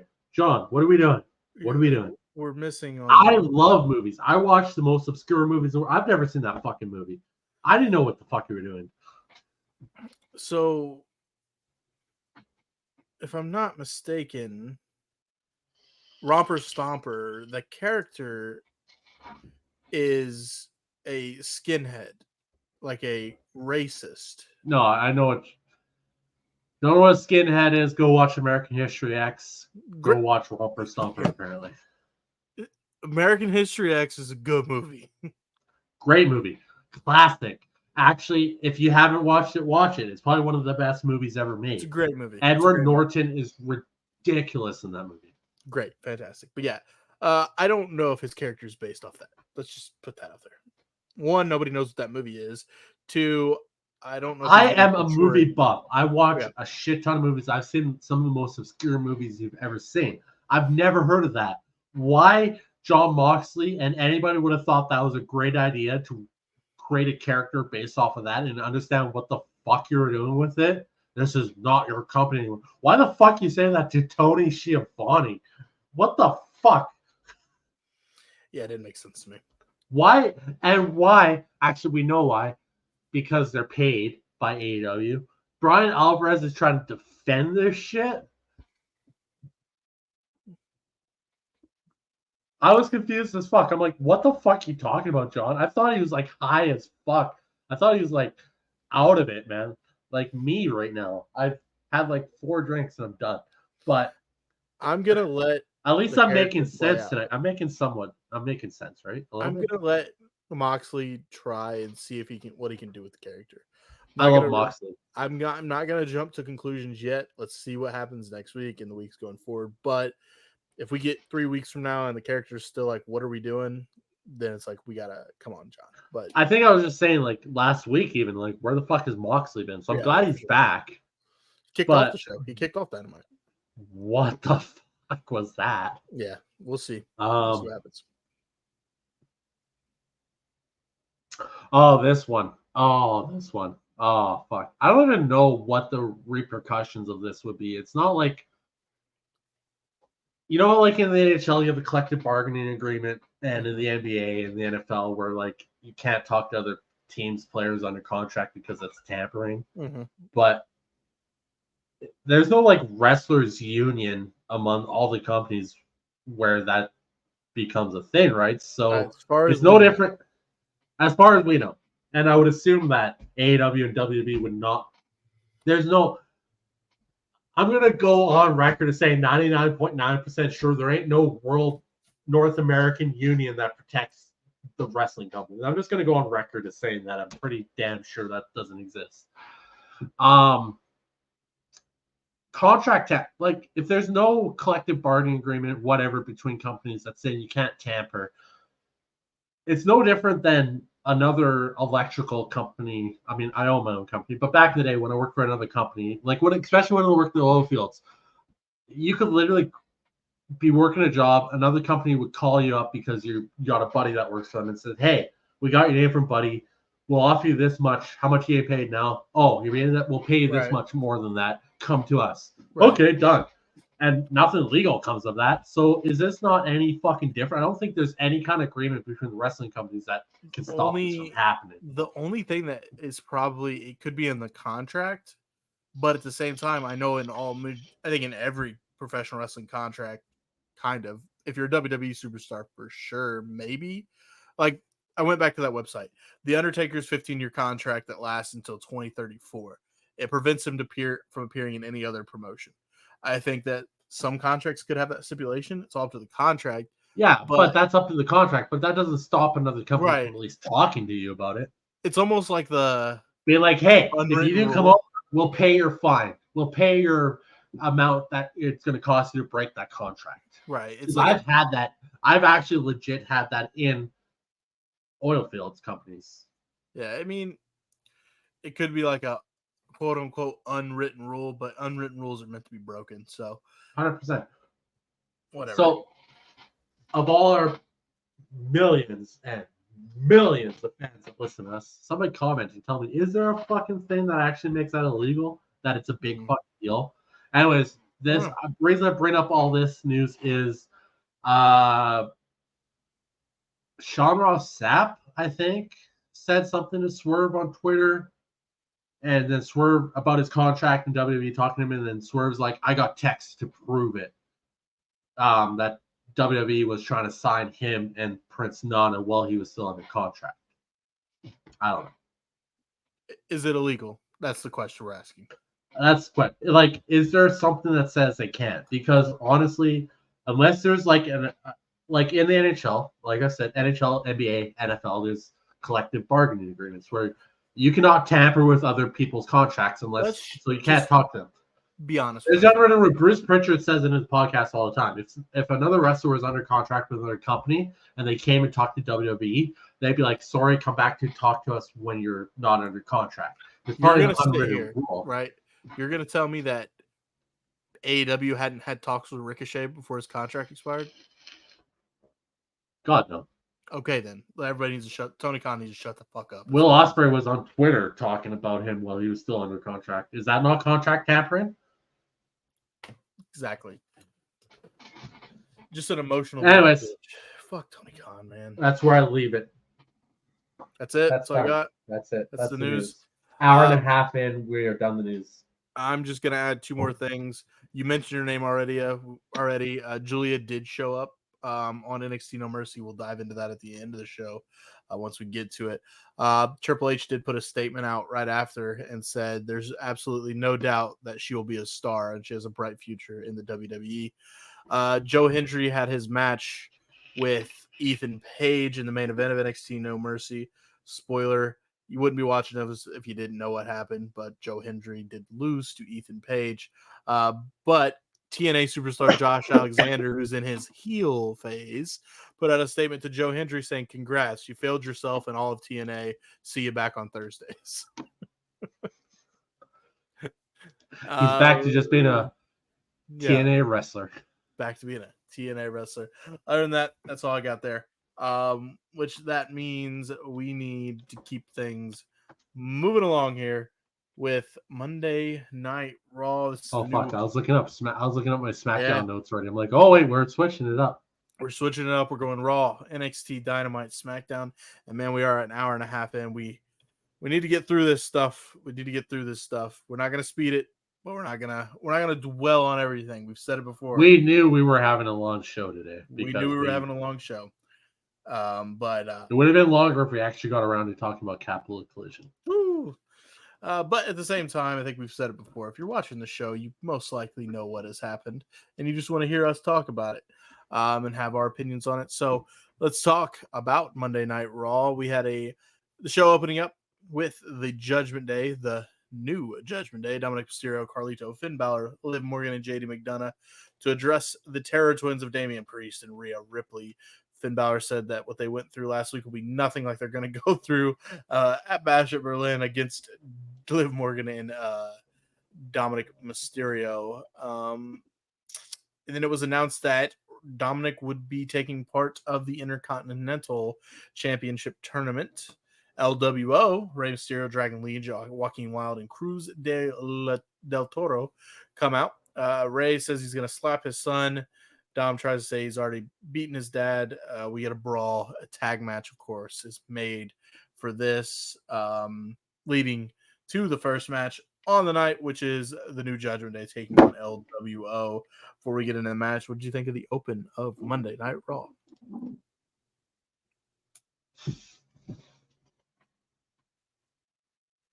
I'm sorry, I was looking up my notes. I'm like, where the fuck did all my notes go? I was like, fucking looking around. I'm like, I can't find them. I think there was a good line from Rey saying he wanted to slap the mustache off of Dom's face. Yeah, it was actually pretty awesome. Yes. Did you touch on the Psycho Sid passing? I was going to once we got to the vignette. Well, I mean, they started the show with in memory of Sid Vicious, Psycho Sid. We actually probably should have ended the news. We can do that now. Sid Vicious, WWE, WCW legend, Psycho Sid, passed away. Battle with When I was cancer. a kid, he was probably one of my favorite wrestlers. He I always stood out. liked that. I honestly do think I've always gravitated. I might get myself in trouble here, but I've actually said it on NXT about JC Jane. About I just think I have an attraction towards wrestlers and people in general that are a little bit crazy, psycho. Nothing wrong with that. But yeah, Psycho Sid Vicious, WCW, WWE legend, Hall of Famer, passed away. Battle with cancer. Am I correct in saying that? I believe so. Passed away. So condolences to his family from here, Top Rope Renegades, and yeah, he stood out. Sid stood out in a time period where everybody was a giant, and he just stood out with the long blonde hair, the curls, and he was incredible. He was a big man, incredible. Didn't he come back after when the new era of Raw started?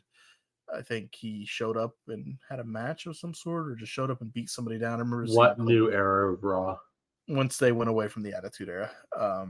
I stopped watching, honestly. Right, I think he showed up on like a Monday Night Raw and just picked somebody up and threw him out of the ring. But yeah, Sid Vicious was a big talent that stood out in a time period of big wrestlers. So there is that. Let's get into the first match, shall we? Judgment Day's Dominic Mysterio, Carlito, Finn Balor, and JD McDonough taking on Rey Mysterio, Dragon Lee, Joaquin Wilde, and Cruz del Toro of the LWO. Judgment Day picks up the win here. Was this the right call? What'd you think? And if you want to talk about what happened after the match, go for it. What do you got?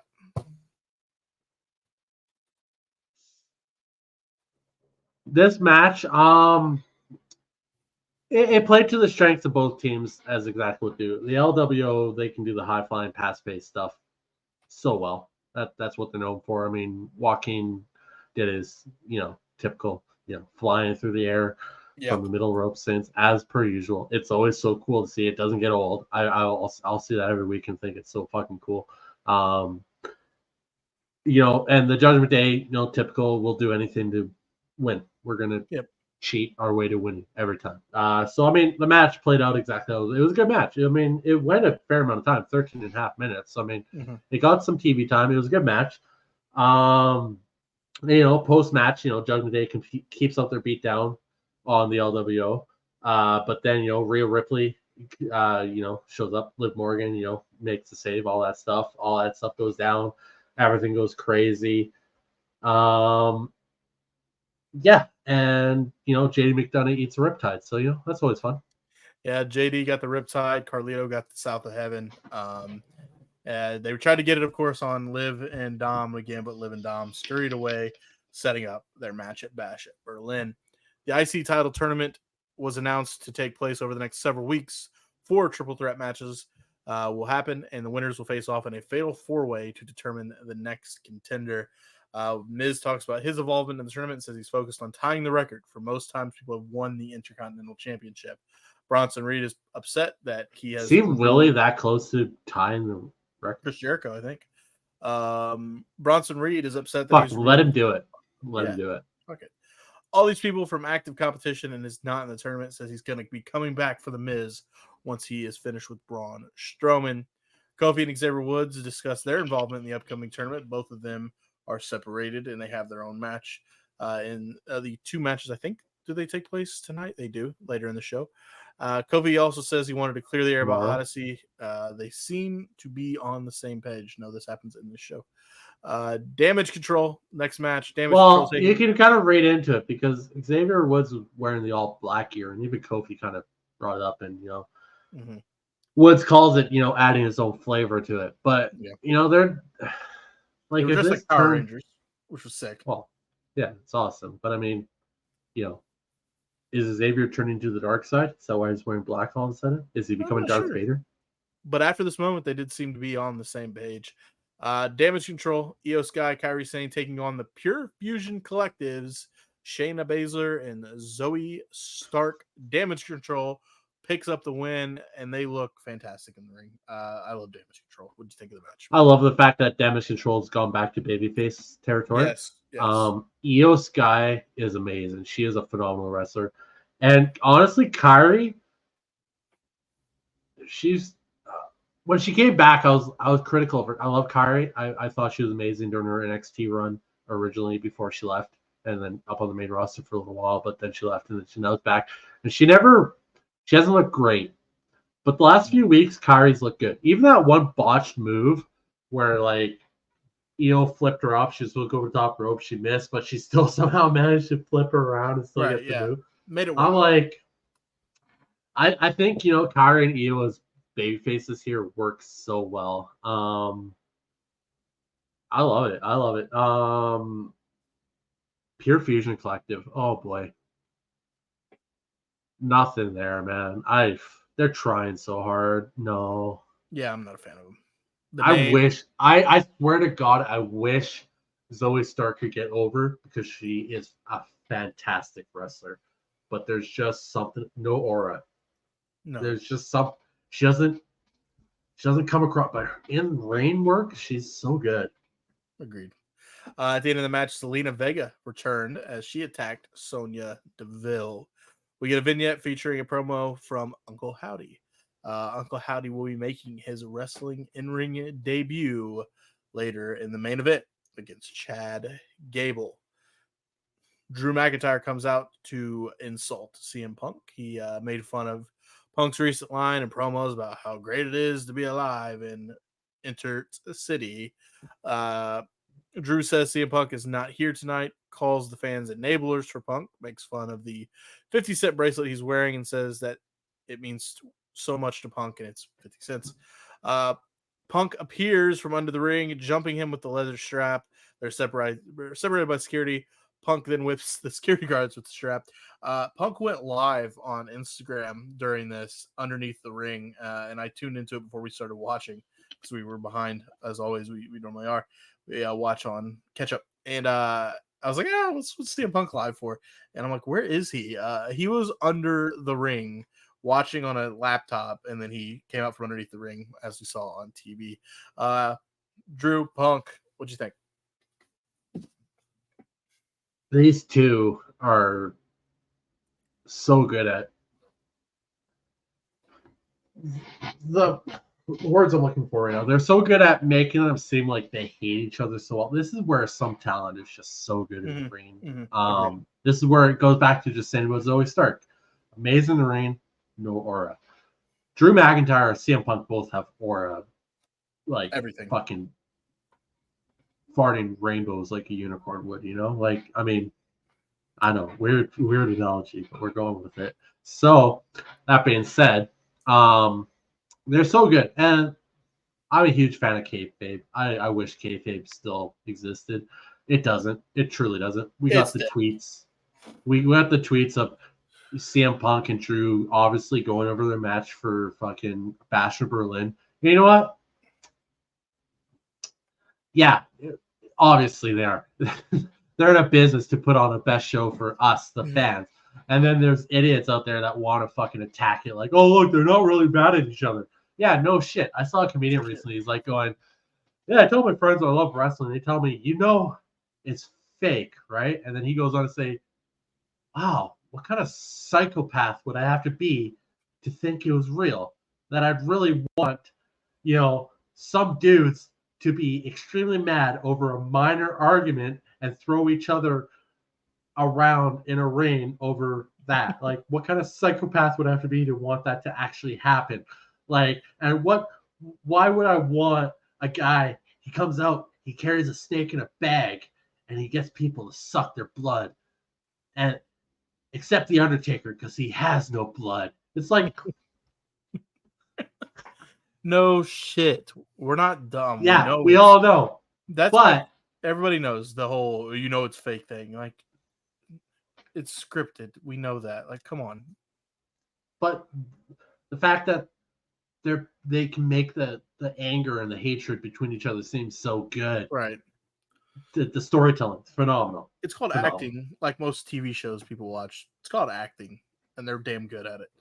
Oh yeah, no, I mean, I thought for the longest time that those people on Lost were actually lost. Yeah, they were. Up next is the first qualifier match, contender match, whatever you want to call it. And that there's a doctor named Gregory House that has saved over 1 million patients of the most deadly diseases in the history of humankind. Jey Uso taking on Karrion Kross and Kofi Kingston for the first spot in the Intercontinental Championship number one contenders match. Jey Uso, of course, yeets and picks up the win over Karrion and Kofi. What did you think of the match? And was it kind of obvious that it was going to be Jey? Of course, it was going to be Jey. Fuck, I love Karrion Kross, man. I don't know why he doesn't hit. I'll say this every week. I want Karrion Kross to make it. This was a quick match. It was 8 minutes.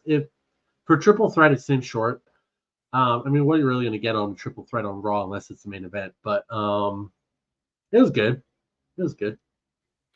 We get a promo from Gunther basically saying WWE Bash of Berlin will be remembered as the day where Randy Orton finally met his match. Randy has met his match in the past for a while, Gunther. He's lost matches. He's won matches. He is one of the greatest of all time. It was announced Bianca Belair will have an appearance on the upcoming season of Belair on Peacock. That makes sense there. Her last name is Belair. Belair the show. It's the remake-ish of... It's reimagining. It's reimagining. It's not the same. We get a Randy Orton promo. Don't. It's actually good. I enjoy it. I haven't watched it. It's good. Randy Orton, we get a passionate promo about his upcoming match and why it means so much to him and why the WWE World Heavyweight Championship meant so much to him. Talked about his history, that he was the one that retired the big gold, as some call it, heavyweight championship, unifying it with the WWE Championship, and that when it returned, he was hurt, and he's ready to become a 15-time champion because he's defeated his demons, and they're all together. They're all tougher than Gunther. What do you think of Randy's promo? Fucking yeah. I wasn't ready for that, man. He's incredible. Randy Orton's at a position in his career now where I think he's just loving every second of what he's doing. His entrance at Bash in Berlin showed that. Even just him having fun in the rain when the crowd went to do the wave, and he's like, True. You do it. You do it. You do it. He's just at a point in his career where he's like, you know what? I love he loves the WWE universe. And remember, what was it, weeks ago, where I said there's AEW's people think that he's gonna go to AEW when it's like Randy Orton bleeds WWE. Literally from day one. Stop it. This was so good, man. I was like, damn. Okay, I love Gunther, but right now I want you to fucking win, Randy. Isla Dawn, Alpha Fire. We have a pre-taped little promo claiming Jade Cargill and Bianca Belair receive all the attention, but it does them no good when the bell sounds. They will prove their skeptics wrong in Berlin. Bronson Reed versus Braun Strowman ends in a no contest where Bronson Reed and Braun brawl all the way to the backstage area to the parking lot, where Bronson hits a tsunami on the hood of a car, showing Adam Pearce frantically trying to get medical help for Braun Strowman, and apparently Bronson walked away. Braun Strowman. So this match ended in a count out, technically. It was the longest count out in the history of wrestling I've ever seen because they left the ring and battled backstage. Did the ref even count it? It was counted as a double count out in the end. The official. Honestly, the tsunami that was kind of wild. I'm sure CM Punk was losing his shit somewhere, but real glass. Crimea River. It's fun. This might be the most entertaining match I saw from Bronson Reed. Not entertaining, but the most I've been invested in a match because I was just like, these are two monsters going at it. And Braun, I love Braun. I think Braun's amazing. And not like Braun Strowman, not Bronson. I don't like Bronson. I stick to my guns. Just like I think Jade Cargill is just shit now. But I made the mistake once of I first saw Lola Vice. I'm like, she's shit, and then 2 weeks later I saw her in a match. I'm like, oh, she's actually okay. She's gotten better. I made that mistake. I'm not doing it again. Bronson Reed, don't like. Jay Cargill, I'm done with. So I'm sticking to my guns. They're done. Fair enough. Fair But enough. I enjoyed this match because that car spot was pretty wild. It was. Up next, the Intercontinental Championship number one considered tournament continues with Pete Dunne taking on The Miz and Xavier Woods.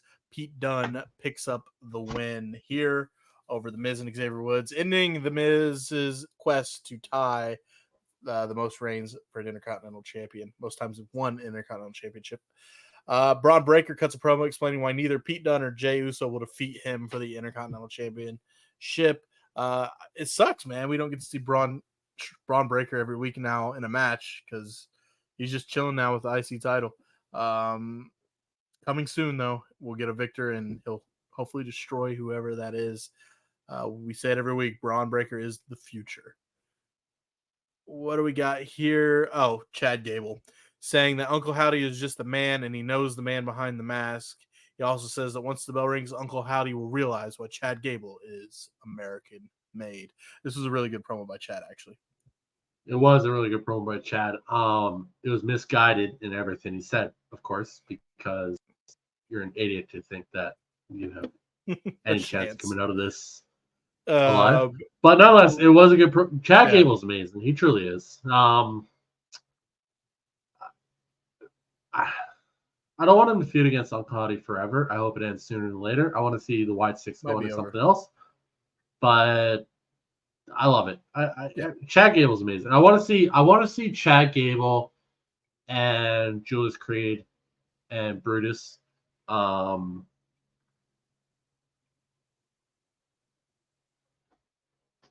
to the top. Get wins. Get wins.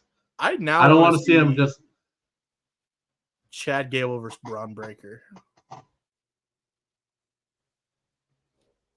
I want that match. I don't know why, but I want that match. No, it's check Discord, but nonetheless. Terror Twins, Rhea Ripley, and Damian Priest cut a promo. Save Judgment Day want them to be the villains. They will gladly show them why they got to the top by being bad guys. Main event, we already talked, of course, as again, rest in peace to Sid Vicious, Sid Justice, Psycho Sid. Main event, Uncle Howdy versus Chad Gable. This was what we expected. Chad Gable actually got in more offense than I anticipated. We had a ref bump as Chad Gable had Uncle Howdy in the ankle lock. Howdy got out of the move. Ref takes the bump, and of course, Julius Creed, Bruce Creed, and Ivan Al show up to help Chad. Joe Gacy, Eric Rowan, and Nikki Cross of the White Six come out to even the odds. Uncle Howdy gets a victory with Sister Abigail in the end. We go off the air with him celebrating his win in the middle of the ring with the lights going out. I know you were happy with this decision and the match itself. This was, for what I guess would be considered Bo Dallas's, Bo Rotunda, Taylor Rotunda, kind of first full match in a long time. Yes. It was good. Very long time. Apparently, like Bo's wife even said that before everything went sideways with Bray and everything and all that stuff, he was training really hard, and in like 2022, he was in the best shape of his career, ready to get back into it and all that stuff. And he was and then all the shit with Bray started happening, and they were planning on stuff, and then he died and all this stuff, and it's just kind of he looked good. He looked very good for not being in the ring for a very long time. I got something to say to all the haters out there. If the worst thing that you could pick out of this match was that you didn't like his mask or his hair,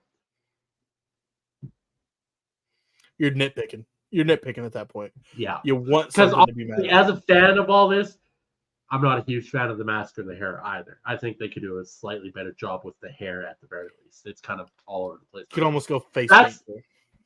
If that's the worst thing you could pick out of this, I guess they're doing a pretty fucking good job, aren't they? Well, that was Monday Night Raw. We're going to move on to NXT here in just a second. But we are going to be right back because I got to run to the bathroom, and we will get back to it. Talk to you in just a second with NXT. And we're back with NXT from August 20th. Oh, maybe August 20th, August 27th, dude. 27th. Good. I gotta stop going through Fightful, don't I? Because they wrote on Tuesday, August 20th. I think they did a double recording, but whatever. All the same. We get welcome, of course, to the broadcast per usual, where we kick off with Fatal Influence, JC Jane and Fallon Henley taking on Metaphors, Lash Legend, and Jakara Jackson. Fatal Influence going to pick up the win here with a Pump Kick Shining Wizard combo on Big Lash Legend. What'd you think of the opening match here on NXT to get us rolling on the Go Home show before NXT No Mercy? It's a fast-paced opener. It was nice to see Fatal Influence getting a win here. You're going to build this team as being something that's going to dominate the tag team women's division, I guess. Nonetheless, it's a good win. Good fast-paced, great opening. It was nice. It was a good start. Good start. You get a video package, the team history of Zachary Wentz and Wesley Nash Carter from the days when he was in NXT before he was released. Eddie Thorpe was talking with Ashanti Adonis after 3 Performance Center recruits. We're talking to Eddie about his EDM. Ashanti interrupted, and then they get interrupted by Brooks Jensen, who in the background just walks behind them and attacks Idris Enofe with a chair. Thorpe and Adonis separate the situation. Carmen Petrovich is up next in a match with Izzy Dame, seeing Carmen get the win here with a stacked pin. Carmen over Izzy. What'd you think? So we get a lot of vignettes lately of Izzy Dame, like she's a big deal or something. But then you have Carmen Petrovich beat her in 4 minutes and 10 seconds, which I love because Carmen Petrovich, she's amazing. I think she actually has something. She's athletic. She looks great. She's everything you want in a superstar, really, in a wrestler. And that goes for the females and the males. I mean, male wrestlers, if you're good in the ring and you look good, probably going to get a spot. Female wrestlers, if you're good in the ring and you look good, you're probably going to get a spot. It's the way of the business. It's the name of the game. So it's not just singling out the woman as looking great. A lot of the dudes in wrestling look good too. Like they're good looking dudes. Plain and simple. Like it's a visual thing. It's not like the 80s where you want big fat dudes wrestling each other. No, agreed. We get an interview with Jada Parker and Sarah Schreiber interviewing Jada. Explained she had a little bit of a rib injury, but she would still go get the title from Roxanne Perez. Roxanne interrupts the interview, tells Sarah to leave, and she says that Parker's story is very similar to everybody else, and that she would learn just like everybody else that no one was better than her. Parker then told Perez she would slap the taste out of her mouth. Perez says, "I'd like to see you try," and Parker does smack the shit out of Roxanne Perez. Looks off to the outside, off camera, and Parker sees someone says, "You can get some too." Roxanne looks up and sees shocked to see whoever it may be standing there off to the side. We speculated, was it Julia? Was it Stephanie Vacour? We've said it twice today already in this episode so far. Julia did appear on No Mercy, so it could have been Julia. Or let's see what happens on NXT. Maybe it's a story. Maybe Jada's like, Julia's here, but that's not who was standing next to the camera. And it leads us to wonder who else it will be. Could be. We need Stephanie Vacour to show up on NXT. Just a heads up in the news, I don't know if we mentioned Julia obviously was in the States. She showed up on No Mercy. Apparently Delta is in the States now too. The talent that they signed from Australia. That was something I meant to mention earlier, but we're talking about Julia. So anyway, up next, the families Adriana Rizzo, Channing Lorenza, aka Stacks, and Luca Crustafino take on No Quarter Catch Cruz. Did you say Channing Lorenza? Channing Lorenzo. Thank you.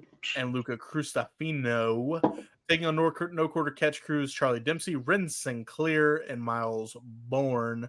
The family is going to pick up the win over the NQCC, or as we've been hearing lately, is the Ren QCC.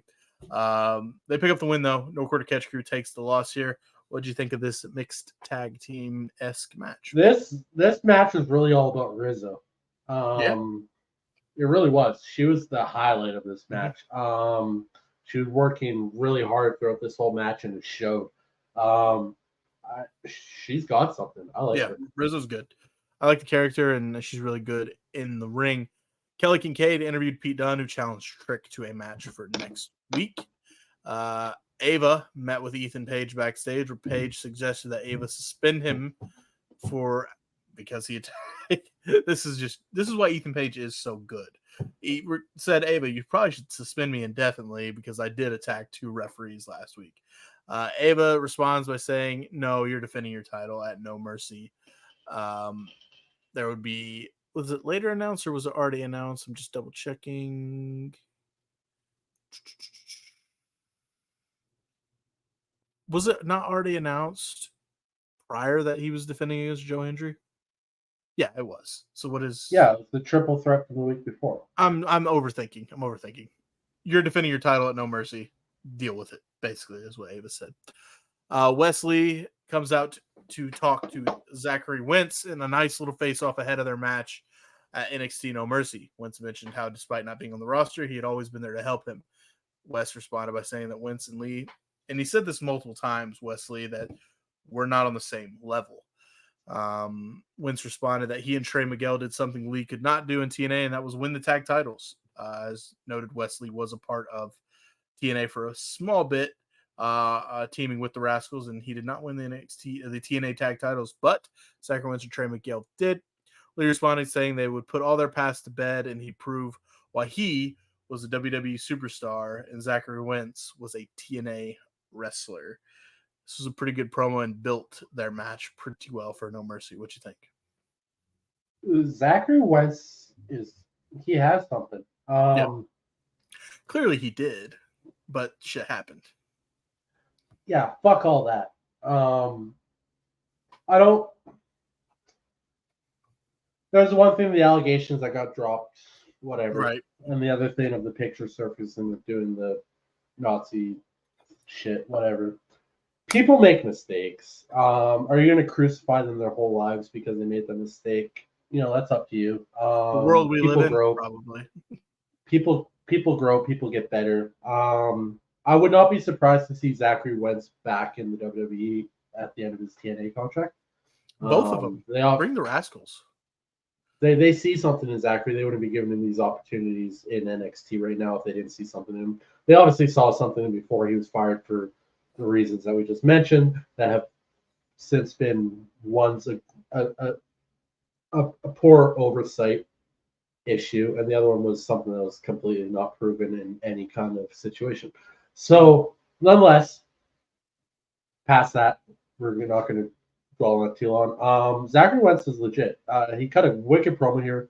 Wesley he's not raw. He is a superstar. He has that aura. He has that ring presence. He has that. He has it. Wesley, I think, has a very bright future in the business, and I think Zachary Wentz is going to be back in the WWE sooner than later. Agreed. Joe Hendry backstage talked to Trick Williams, where Hendry said that if I beat Ethan Page, you will be first in line. Trick corrected him and said, when you beat Ethan Page at No Mercy, that he would be the first challenger. So Hendry hasn't won the title yet, but he's already saying, Trick, you're first in line if I do win it. And he wished him good luck at his concert, which would close the show tonight, the Joe Hendry concert. Kalani Jordan is out to the ring next for her match with a mystery opponent handpicked by Wendy Chu. Kalani says, bring out one of your creepy, demonic little friends.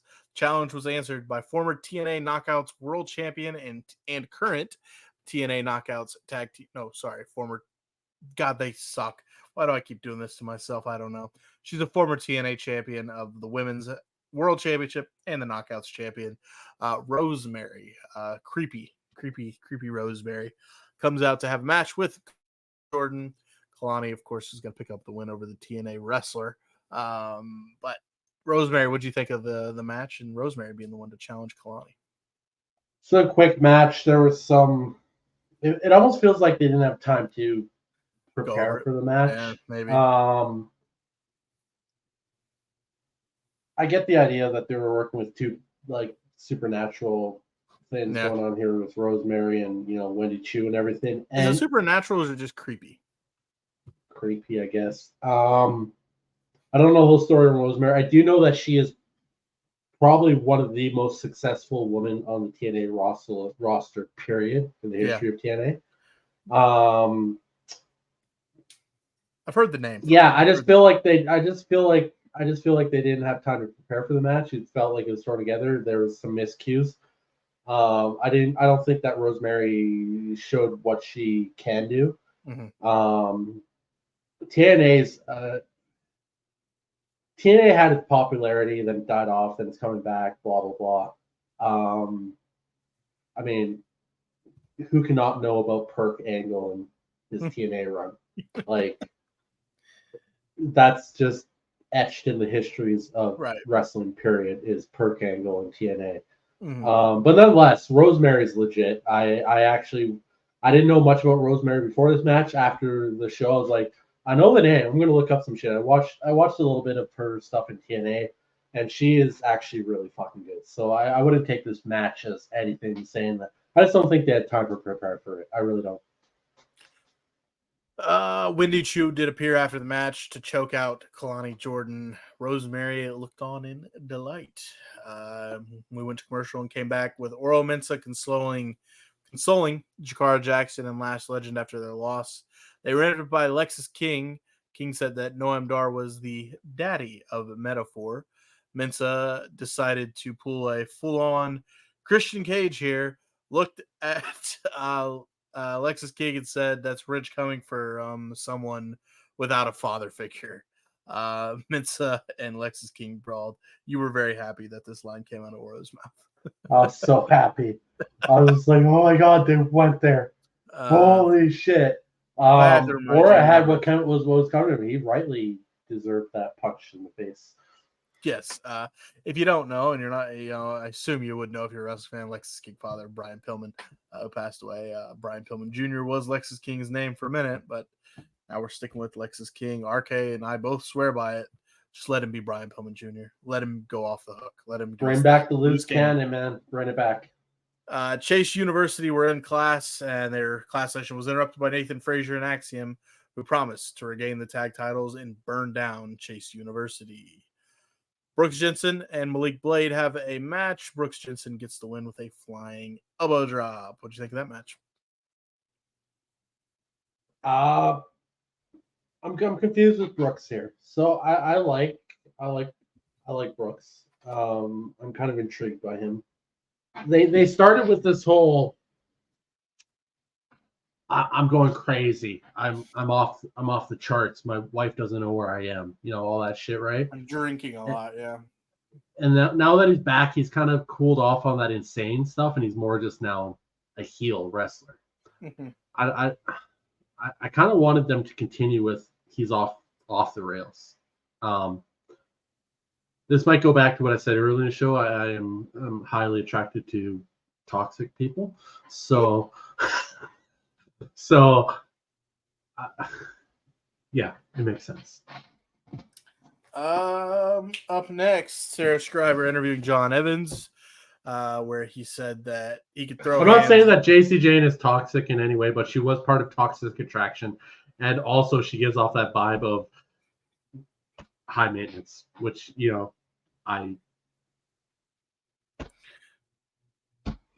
Anyways, Javon Evans says that he can throw hands, despite what Joe Coffey believed about him and his style, and that Joe Coffey would learn later in the show later tonight. Hank and Tank spoke about NXT No Mercy last week, or spoke about NXT No Mercy.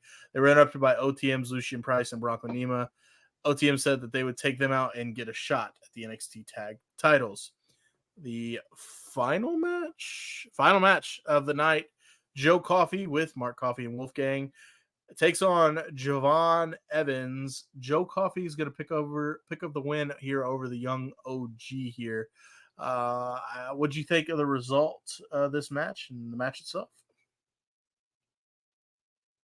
It seems short for a main event. I mean, it came in at just under 10 minutes, I think. Yeah, I think they were saving time for the concert. Yeah, I don't know. Your main event, you should schedule time better. Get the overrun that's obviously allowed for every Dynamite show. I'm sure as NXT you could afford the cost, but nonetheless, Javon getting the win here wouldn't have made any sense. There's no way he was going to overcome the 3-man team of Gallus in the end. It obviously played a huge factor into it with Wolfgang, with the distraction and all that shit. It was a good match though. I mean, it could have benefited from more time. Javon Evans has a long way to go. He's great. He's wild. I guess that's the best way I can put it. He's wild in the ring. He's green. He's green. He's still green. He's still very young. He's only 20 Not years everyone old. can be Thea and be amazing at the age of 18. Sure, whatever you tell yourself to make yourself feel better, I guess. What? Were you acting like Thea Hill's the greatest wrestler on God's green earth? Yes. No. If she was, she wouldn't be in NXT anymore. She would be on the main roster winning titles, but she's not. She's still only learning. 20. Okay. She's still green. When's the last time you've seen a 20-year-old on the main roster? Randy Orton, I think. How long ago was that? I don't know. I was a baby. At least 20 years ago. Okay. So I'm sorry. This was the right call to have Javon lose. If Thea Hale had a mother that was named, or a father named Bob Hale, she'd be on the main roster already, okay? Having Javon lose made sense. I see what you're trying to do there. Javon losing made sense. I was trying to think. Bob Orton. He'll probably get back. But yeah, Joe Coffey with the win with a discus lariat. Closing NXT, we have two separate segments here. Tony D'Angelo appeared in his restaurant. He was notified earlier. This was good. It started earlier in the night during the family's match where two of the made men, per se, came up to Tony and said if something was urgent, Tony had to leave, go to the restaurant. He was notified that NXT North American champion Obafemi had taken his room. D'Angelo told Femi, "You got balls." But D'Angelo had the power to do stuff others don't. Femi appreciated the compliment, but he said he was the ruler of NXT and he did not tolerate the disrespect shown by Tony D. D'Angelo said that they could handle stuff tonight, but Femi said, no, we'll handle it on Sunday out of decorum. D'Angelo said he would show that Femi was mortal. But Femi responded by saying that many have tried, none have succeeded, and you would be no different. Setting the stage officially for Tony D, Obafemi at No Mercy. What did you think?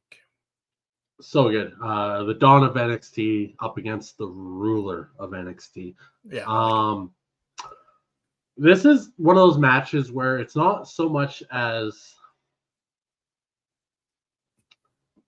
one or the other isn't scared of each other. It's not really a feud match in any way. It's just a simple to the point match of who's got more power, who's the better big guy. You know, this is just, and it showed in the match. I thought the match was great.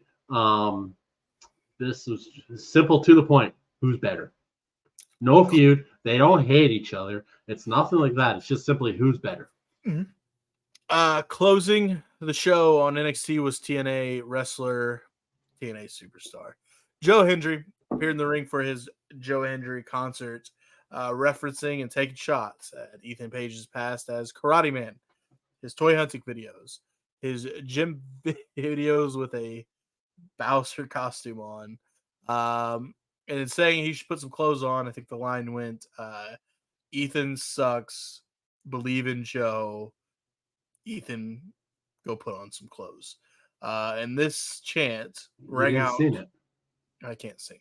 Rang out throughout the entire arena as Ethan Page came to the ring, trying to cut a promo. He couldn't even get words out. You could hear him, but all you heard was the crowd still singing. The fact that Ethan played off that's so fucking good, though. He's great. Phenomenal. he freaked out saying, "I'm the champion of this company." He's losing his shit.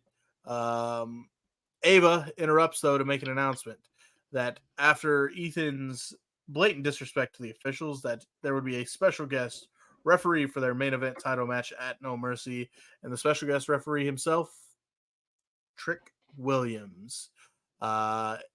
Hendry then hit his standing ovation chokeslam on Ethan Page and stood tall to the end of the broadcast with Trick Williams next to him, waving his hands side to side. That is how we closed the go-home show of NXT for Stand and Deliver. What did you think of that and NXT? That was fun. Like I already said it. Ethan Page is phenomenal. He played off that. The crowd was loud. He was trying to get out his promo. And, like when the crowd's loud for Dom, he plays into it how he plays into it. Like he can't get a word out. Ethan Page played into it like he's just pissed off. And he does so good. It's so good. And Joe is just over as fuck, man. Well, it's my least favorite time of the day, but RK's favorite because he likes to shit on him. It's AEW Dynamite post. I only shit on them in the hopes that they listen and get better. Post All Out. All in. I'm sorry, All In. I get them mixed up sometimes. Their numbers dropped from the week before. After Yes. All In. I did. We did mention that to kick off the news, which is crazy to me. I thought that they actually would have went up. Genuinely, I told RK, I said, I'm interested to see. I think the numbers will go up. They didn't. Anyway, we get going with Jon Moxley, who the commentary team put over as a surprise that he wasn't supposed to open the show, but he did. He wasn't even supposed to be there, apparently. Moxley said he was looking for someone who was not here for a conversation, someone who was nothing like him and everything like him. Those were his words, I'm pretty sure. Like, it made me confused. This whole thing is confusing. We talked about it earlier when we talked about who his character is portraying. But John calls out Darby Allin, who said it was time for a talk and that he was not hard to find. Shivani is there looking like the dweeb that he is. Goes to, I guess, kick off the show, and Mox interrupts him and says, Shivani, this is not your company anymore. We don't know what the fuck happened. We don't know what this meant. Do you have any idea, RK? Yeah, he's playing a character off an obscure movie from 1992 that was released in Australia. Yeah. Honestly, I had no fucking clue. I'm like going, does he think Tony Schiavone is Tony Khan right now? I don't know what's going on. Let's let the character play out. And why is he looking for Darby? Now? Darby's not even the champion. Watch the movie now. Like, if we watch the movie, I'm honest.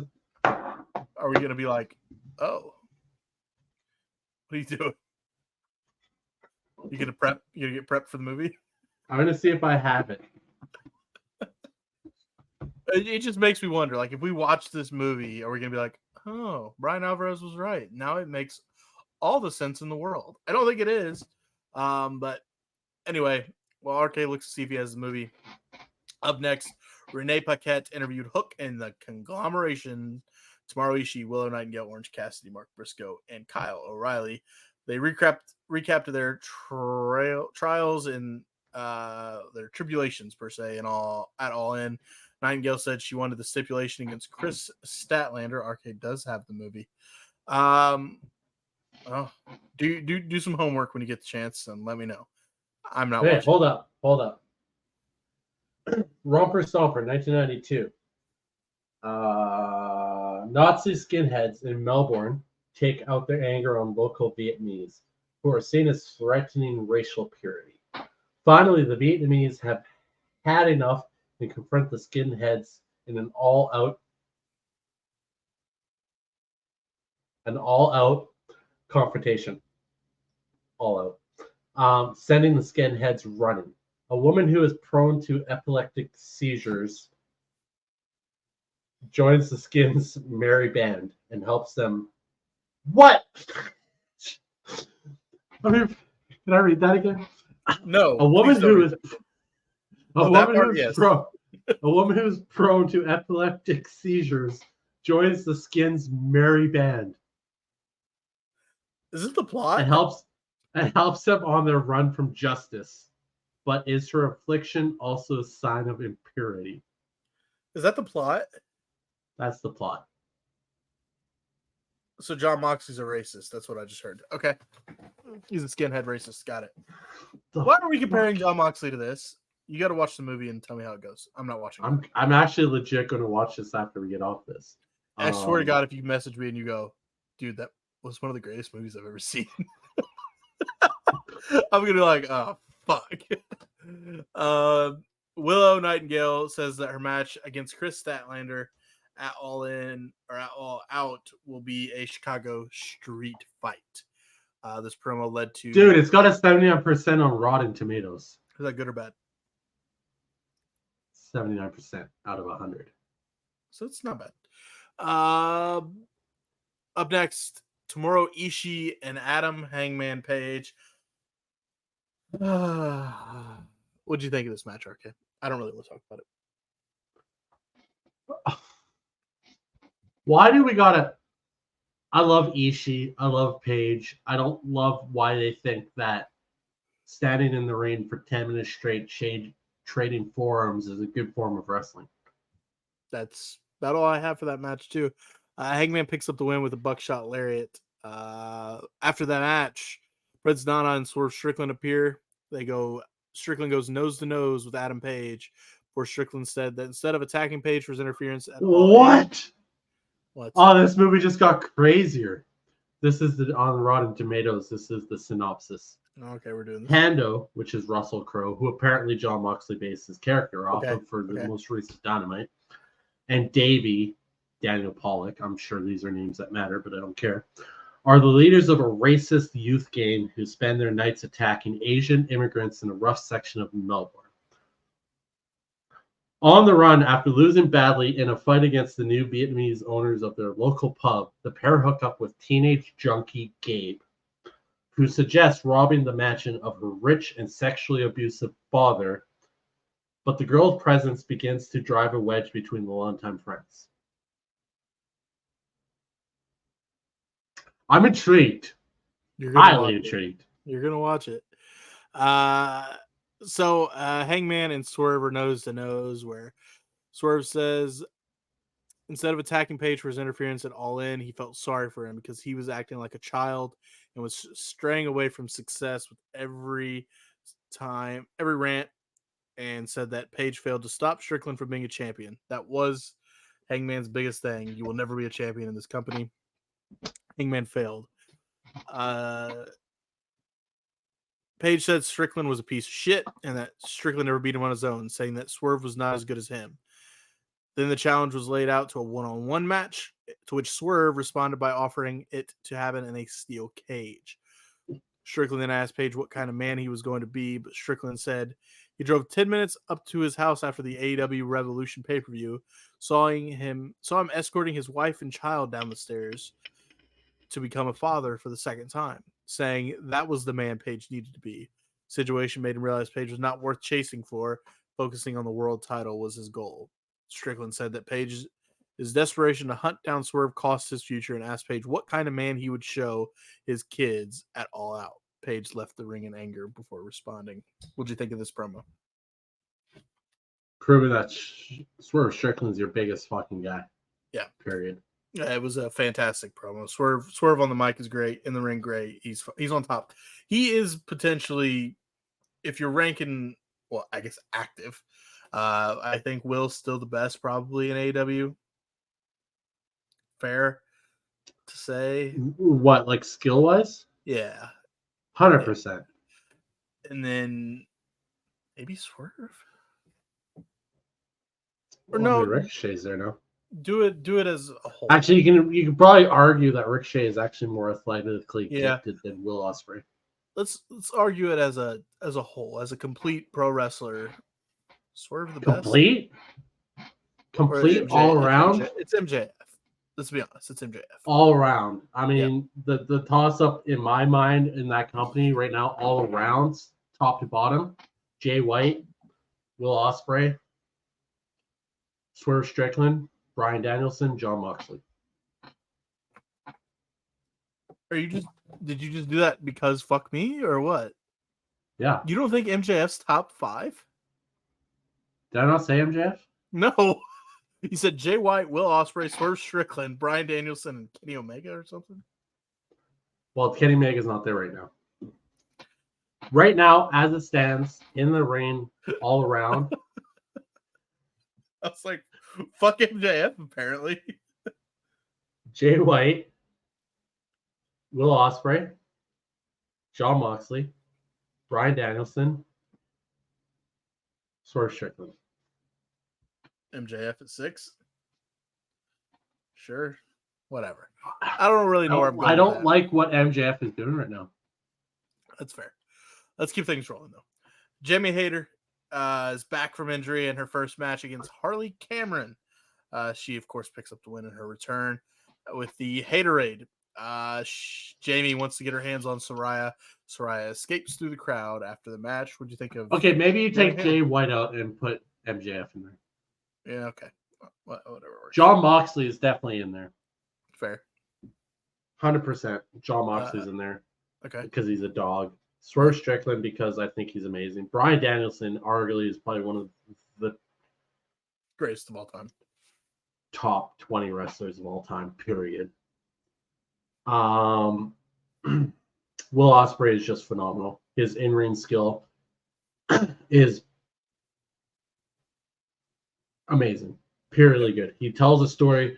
He tells a story so good with his wrestling abilities that he doesn't need to cut amazing promos.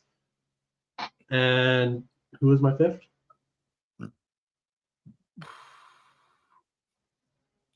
Jay White. Which I switched for MJF. So MJF, Swerve, Will, Bryan Danielson, John. You got him. Yeah. What do you think of Jamie Hayter in her return match? I don't know if you've ever seen Jamie Hayter before. I mean, Timu Becky Lynch. There you go. Saraya escaping through the crowd. I assume we're going to get that Jamie Hayter Saraya match fairly soon. Roderick Strong and the Learning Tree are together, where Jericho says that Hook was now a champion because of the lessons that he taught him. Pause.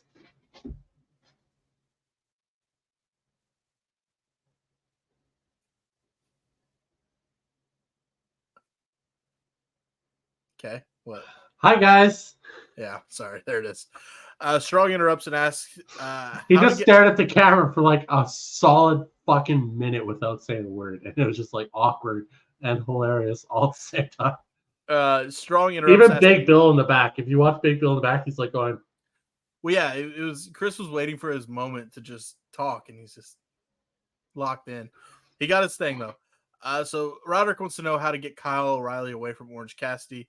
Jericho says that Cassidy still owes him $7,000 for his jacket and said the conglomeration and the Hook would pay the price tonight. Brian Keith entered things by saying, pay the damn price, and carried on from there. How can you not like all of this? Jericho, Big Bill, Brian Keith, all amazing. I agree. Learning Tree, I like him. People hate him, but whatever. MJF comes to the ring where he says he felt betrayed by the United States after the events of All In and denounced his American citizenship and the fans who have shown him no respect. He said that there's only one place, and that was where he's from, Long Island, New York. MJF said Will Ospreay cheated like a gutless boy and said things between himself and Ospreay were not over. Said he would cut Ospreay from the knees whenever he goes for the AEW World title. He then turns his attention to calling out Daniel Garcia, promising to end his life if he ever showed his face in AEW. Well, Garcia appeared, attacking MJF from behind and locking in a guillotine choke. Garcia then tried to hit a pile driver at MJF. Instead, he got MJF on the top rope for an avalanche pile driver. And then the army of security guards came to break things up. Swarmed Garcia before MJF attacked Garcia. They continued to brawl before a new army of security guards, and Christopher Daniels came in to stop things. And then Garcia, this is what we talked about earlier with the diamond ring, revealed that he pawned the diamond ring in London, or pawned the diamond ring so he could get a plane ticket to go to London. I said that MJF thought what had happened in Wembley was bad. It was nothing like Garcia's mom having to experience him being in the hospital on the biggest night of his career. Garcia challenged MJF to a match at AEW All Out and said if anyone cared about him, they would have to watch him suffer as his mother did. It's confirmed MJF Daniel Garcia will happen at All Out. Fightful added at the end of this that Red Death has been unleashed on AEW. I think that's a Daniel Garcia gimmick before he got to AEW. I don't know. I can look that up while you tell me what you thought about MJF and Daniel Garcia. So a couple things here. The Diamond Ring getting pawned to get a flight to England. I mean, at least they're trying to tie in something that actually happened into a storyline. Not that he pawned it, but that the ring got lost in London, and now they're turning the story. So that's kind of cool. Good points for that. The fact that it was brought up that ruining Garcia's life is now MJF's fetish. It's kind of hilarious. Quite the fetish to have to ruin somebody's life, but okay, cool. I know this is the problem with having pay-per-views 2 weeks apart. You have to transition really fast on some feuds. Like, I don't know why you wouldn't set up in a way to have the feud carry over to All Out, but I mean, great. I mean, we get MJF Daniel Garcia at all out now because of this really thrown together story. I mean, yeah, he beat him up like months ago, whatever, all that stuff. I don't know. I was expecting more of from MJF on a move that Ospreay used on Bryan Danielson and sent Ospreay into PTSD for months. Then, ow, my neck hurts. Like, yeah. Why didn't you come out in a neck brace? Something. I said that, didn't I? I was like, please come out in a neck brace. Please come. He did. But no, this move that made Ospreay have PTSD for months just ended up with my neck hurts. MJF can also just be like, I'm stronger than everybody else. I'm fine. He's a heel. Though. No, it didn't. And Red Death, by the way, was he could have come out and be like, that move, which has broken people's necks, it hurt. I'm built different. Say something. I don't know. That would work. Red Death was Daniel Garcia's moniker on the independent scene. We get a video package hyping up Ricochet ahead of his match later in the show. Roderick Strong and the Learning Tree taking on Hook and the Conglomeration. I don't have who won this match. Hook and the Conglomeration, I think, correct? I'm not gonna lie, I tuned out right. I really tuned out. There was a brawl between the two teams. The Undisputed Kingdom attacked Hook used red rums on Strong for the tap. Okay. Roderick Strong, Matt Taven, and Mike Bennett, and then attacked Hook after the match. Good God, it gets worse. Camille and TBS champion Mercedes Moné are hosting a party before they are interrupted by Private Party. Cassidy put over Moné's outfit before Camille and AEW Continental Champion Kazuchika Okada kicked them out. And Okada did the dancing moves, and it's the greatest moment of my life. And sayonara bitches was said in Japanese. Imagine this. You're paying $4.5 million, and all you're getting is a taller version of Akira Tozawa. Wow. I'm going to move on. I'm moving on. Tony Schiavone introduced the newly crowned AEW Women's World Champion Mariah May. Tell me when I'm telling lies. Stood behind Schiavone in basically like a robe, covered up. May said that the celebration was postponed because she could not do it in Champaign, Illinois, because the city was horrible. Then she took off the robe to show she was the newly crowned AEW Women's World Champion. Her outfit was also very risque per se. She looked fantastic. I popped. One fan was shown and then used in the packages afterwards, taking their sign and covering their either dad's or husband's eyes. I couldn't tell. It looked like a younger girl. I couldn't really tell. The Grizzled Young Vets cut a promo in Wembley before they were interrupted by the Young Bucks. Made it clear that the attack on FTR was a message to the whole division. And then basically they cut the promo saying, grit your teeth. And then they just walked out live and cut basically the exact same promo where they said, one unlucky team would feel their wrath on AEW Rampage. Yeah, it was the same promo. People have got to study AEW, how they literally went this year from killing it, legit, like not even lying, killing it for the first 3 months of the year, January, February, March, killing it. And then out of nowhere, you had Okada debut, Monet debut, Ospreay debut, and you started going to complete shit. And one of the best tag teams in the history of the business have gone to being complete. I don't even know what the fuck they're doing now. Like, somebody's got to study this, because how the fuck do you manage to be this bad? We get a video recapping Konosuke Takeshita's participation in the G1. He will make his AEW return on Rampage, facing the Beast, Mortos, Commander, and Leo Rush. Takeshi's back, but he's going to be on Rampage for now. Main event time, Ricochet taking on Kyle Fletcher. Ricochet picks up the win here over Kyle Fletcher. What'd you think of the match?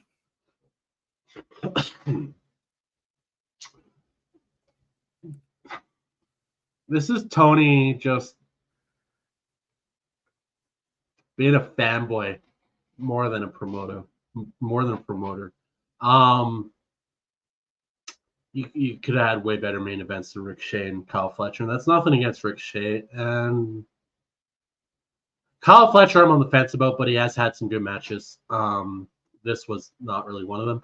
I actually watched a video of how many times moves got botched in this match. And before anybody jumps on me about, well, WWE, did you watch that tag team match? They botched all the time. Why is everybody picking on Jade? Isla botched this and Alba botched that, and this got botched and that got botched. Yeah, they botched. But for hyping up this huge thing and then just throwing them in a match and not, like, does AEW prepare their matches at all? Like, I don't understand. Like, there are considerably a lot of more mistakes in AEW matches. And is that because they're doing more high-risk stuff, or they're just, like, what is it? Because Ricochet's, and I said it earlier, Ricochet is probably athletically the most gifted wrestler on any roster, athletically. Hands down. The dude can do anything. This match didn't hit, and I don't know if it was Ricochet or if it was Kyle, or there just wasn't enough time to prepare for it. Mm-hmm. I don't know, man. It didn't hit. I didn't. A lot of the shit looked cool, but a lot of shit looked horrible at the same time. I don't know. Main event, maybe prepare for it better. I don't know. Will Ospreay walks out to interrupt after the match. It looks like he was going to say something to Ricochet, but we know their past history. He was attacked from behind by Pac with a poison rod on the ramp that looked fantastic. Fucking give us what we want. Why are we doing this? Just give us what we want. Give us Ricochet, Will Ospreay. Just get it done. I want Pac versus Ospreay. I really want Pac versus Ospreay. Oh, I do too. But I want Ricochet versus Ospreay more. Pac told Ospreay not to forget about the bastard and welcomed Ricochet to AEW, but he told him to get to the back of the line because Ospreay belonged to him. We will have Ospreay versus Pac at All Out in Chicago. Jon Moxley is backstage where he is interviewed. He met with two backstage personnel by saying it was time for a lesson in humility. This led to Marina Shafir attacking the security guards as Moxley watched. Joe Alonzo tried to interfere, but he ran away before Shafir shoved the cameraman to the ground. This continues on with what the fuck is going on. RK is going to do some homework. He's going to watch that movie, and we're going to see if this makes any sense. RK is he's a movie guy, so that's his lane. I'm not the biggest movie buff in the world. Closing AEW Dynamite was the new world champion, Bryan Danielson. And he talked about after his title win at All In, where he said that Danielson's daughter Birdie told him that the night was the best night of her life. Danielson admitted that this was his favorite moment of his career. He did admit that his contract expired August 1st, and he would need neck surgery soon. His family was ready to see him come home. Danielson said that he had thought about it a lot since Sunday and said it may be time to go home, but not yet. he would not retire as champion, and he would fight for the title as much as he could, basically saying, when I lose is when I'm done. He did confirm that he would retire from full-time wrestling, but that would not be soon because he still's got a lot of heads to kick in, giving the opportunity to an open challenge to anyone that was hungry enough to want the title. There was Jack Perry cutting a promo on the Titantron, and then he attacks Danielson from behind, hitting his, what do you call it? The running knee, Jack Perry's finisher. And then Jack Perry stood tall with the AEW World and TNT titles to end the broadcast. A lot to unpack a little bit there. What do you think of the promo and Jack Perry being the first one to challenge Daniel Bryan for his AEW World Championship? In the history of wrestling, when has it ever worked out for any wrestling promotion to shove a guy down the fans' throats that they do not want? AEW, Tony Khan will do everything to make Perry a thing, no matter what, but it's not working. I think they just want Jack Perry in Chicago against Daniel Bryan because it's Bryan's going to be over as fuck, and they're going to get boos for Jack Perry because it's in Chicago, but it makes no sense because that crowd is going to be chanting, whether it's pro or con, they're going to be chanting the name CM Punk in some capacity, whether it's boos or CM Punk chants in general. Why do you want another guy's name constantly chanted on your show? Well, it makes sense because, I mean, at SmackDown last week, the fans were chanting scapegoat, scapegoat, scapegoat, scapegoat. Yeah, I didn't hear that. I don't know where you heard that, but I didn't. No, wait, no, might have not been on SmackDown. It was on Raw. They were chanting scapegoat, scapegoat. No. Nope, I don't think so. I think you're hearing things. Bash in Berlin? No. That crowd sucked. They wouldn't have chanted anything. Oh, wait, no, that's right. WWE fans don't chant the name of any AEW superstar. Fuck sakes. No, they don't. That's AEW Dynamite. I would further, if I was AEW, I would further yourself from that controversy as far as you fucking could at this point. Yeah, you would think so. That was Dynamite, and we're going to move forward here to SmackDown. We still got two more to go after this. We have the Bash in Berlin and No Mercy to get to. So thank you for watching. Thank you for enjoying, hopefully. And we're going to keep things rolling. This is SmackDown from Germany. They open with LA Knight's U.S. title open challenge. Knight with a large pop from the Berlin crowd. Highlights that it's been 27 years since WWE has been in Berlin for a TV event. Opens the challenge up to anyone that wants it. And it's Ludwig Kaiser who accepts the challenge. And, of course, the German crowd. Massive pop for their local hero, Ludwig Kaiser. Before we get to the match, what did you think of the crowd and just Ludwig being the one to answer the open challenge? Well, obviously it makes sense. Yeah. You're going to get your two German stars on the card in Germany. Yeah. LA Knight's over as fuck everywhere. Like, literally. It doesn't matter where he goes. This is a good match. The note was Ludwig Kaiser saying once he beats LA Knight for the U.S. title, he's going to rebrand it as the European title. Whoa, that's right. I forgot about that. How dare they steal that idea from AEW? Yeah, AEW did just do that with the international title turning to the American title. And I'm sure there were AEW marks losing I their feel like, shit. you know what? AEW is pretty obvious in their shots. WWE's, I just feel like all these are just little subtle shots. Yeah. And it's just a joke. Maybe Triple H likes getting the fucking AEW neckbeards going on Twitter. Oh, 100% he does. He liked Tony Khan's tweet about fucking WWE tampering with their contracts. The WWE liked it. Yeah, he's the man. WWE United States Championship match. LA Knight defends and defeats Ludwig Kaiser. What did you think of the match? Because I thought it was a pretty good one. I thought it was a great match. Yeah, it was a mid SmackDown, though, as you alluded to when we opened the show, right? Or that's why I'm gonna be naming it as my show of the week. But nonetheless, that was Adam T Wrestling. Yeah. He claims to be a WWE fan. I'm 100% sure he meant AEW. Yeah. And 100% sure. Yeah. He probably got confused because, AEW fans, they're just not very smart. So, no, this was a great open to SmackDown in Germany. Well, LA Knight getting the win over Ludwig. Ludwig looks good. RK, you do say it every week, and you've said it for months since I you said saw it before everybody else fucking started saying it, all the dirt sheets. I said it months ago. We can go back and find the exact moment I said it.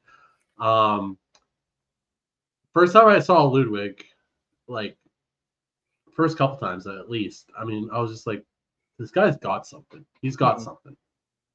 It's not fully fleshed out yet. Yeah. He's got something. And once he can break away from Gunther, it's really going to show. Speaking of Gunther, we get a Gunther Randy Orton video package, hyping up the match for Berlin. Bash in Berlin. We get a Nia Jax vignette set to the song Mud by Dorothy. I don't know why that's in my notes.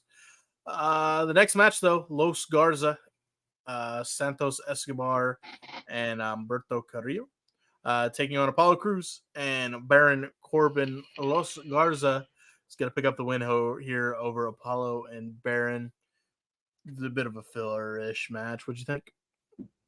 I mean, for a filler match, it wasn't that bad. I want to start off with that Alberto Carrillo. He recently re-signed an extension to his contract with Angel Garza having re-signed a month ago as well. So they both have re-signed to new contracts. Nonetheless, this match was short. It was a little over 9 minutes long. It got going near the end. Baron Corbin and Apollo Crews work really well together. Baron Corbin recently said that when WWE first approached him to team up with Apollo, he was a little hesitant and pushed back a little bit at the start because he's like, I just got finished with tagging with Braun, which was absolutely awesome. Had a blast down in NXT tagging with Braun. I know they want me to come up to the main roster and tag with Apollo, so I pushed back a little bit. But after our first couple of interactions together and appearances, Apollo's a great tag team partner, and he's a true professional in the business, and he actually really enjoys working with Apollo now. So, but you can see Baron's concern. He's like, going to another tag team. Especially with a guy like Braun too. Like he was you could tell he was having a blast in NXT with Braun. But this match got going near the end of it. I wish they had a little bit more time because like the last couple minutes of this match, they really got moving. I was like, fuck, they could go for another like 5 minutes and put on a banger here. Up next, Bloodline promo. Solo ran down who he has taken out from the Bloodline as the tribal chief. An 8-man tag team match is made for next week. SmackDown between the Bloodline and the team of DIY and the Street Profits. Solo says he's coming for the winner of the WWE Championship match between Kevin Owens and Cody Rhodes. Speaking of Cody Rhodes and Kevin Owens are face-to-face here before they come out. Nick Aldis highlights WWE's recent European tour, then brings out Owens and Rhodes to a massive ovation from the crowd in Germany. Aldis gives it to him in the ring. Owens asks Cody, what do you want to talk about? And then Kevin says, I want to talk about your knee. Cody says his knee is fine and tries to figure out what the hell you're even talking about. And he changes the subject, talking about last week's moment where it looked like Kevin was going to hit him with the title. Owens continues to stand by that, in that video package that was put out, all those people had it coming to him, besides Kofi. Kofi did not have that, and he apologized once again to Kofi. And he doesn't feel like Cody doesn't feel like Cody does. Continues to talk about Cody's knee. Cody keeps denying it. And then, did you just have a stroke? No. Kevin Owens continues to bring up Cody's knee. Cody denying it again. But Kevin Owens says, you didn't take a knee in your entrance like you normally do. And me and RK both go, ooh, okay, I see what they're doing here. KO reflects on his previous Universal title match and wants to make sure that if he wins it, he deserves it because when KO won the Universal title, it was from the assistance of Triple H himself. I think it was a match against Seth Rollins. Triple H hit Seth with a pedigree. Yeah, it was the turning point of Seth and Triple H's partnership. As far as I'm concerned, Kevin Owens beat Roman Reigns in that one match during the COVID era where Roman Reigns was handcuffed to the thing and he was down and Paul Heyman couldn't get him uncuffed and he had to like fucking awkwardly squat and the ref's like, oh no, he's up. It's like, I don't think he is. Cody says he loves Kevin, but he asked the question he has asked before, if we'll still be friends after the match.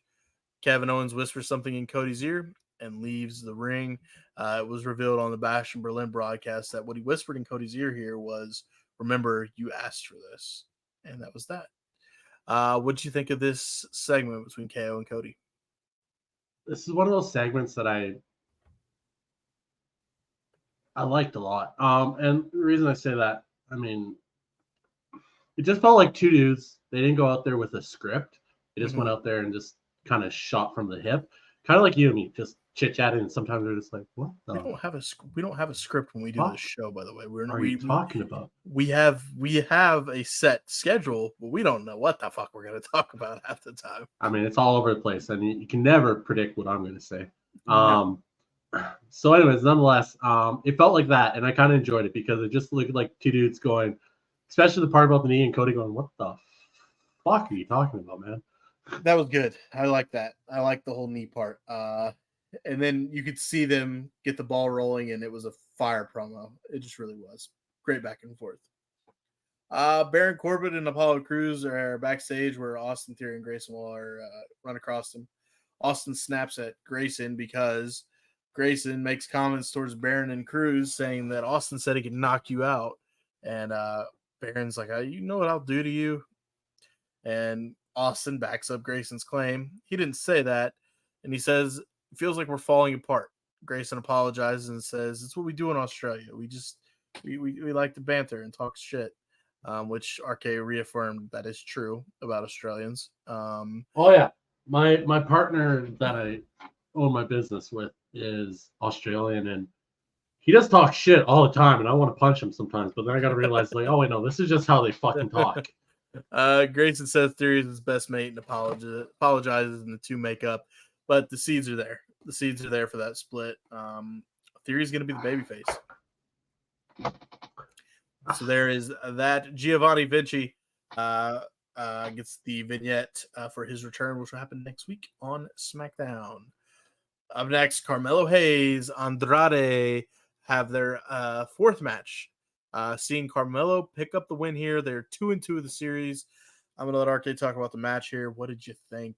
These two seem to be able to put on a good match every week.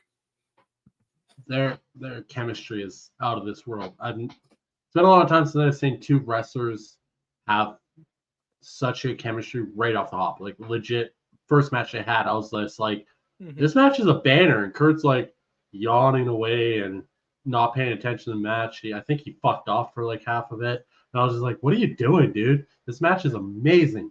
And he's like, man. And he saw the second one. And he's like, oh, okay.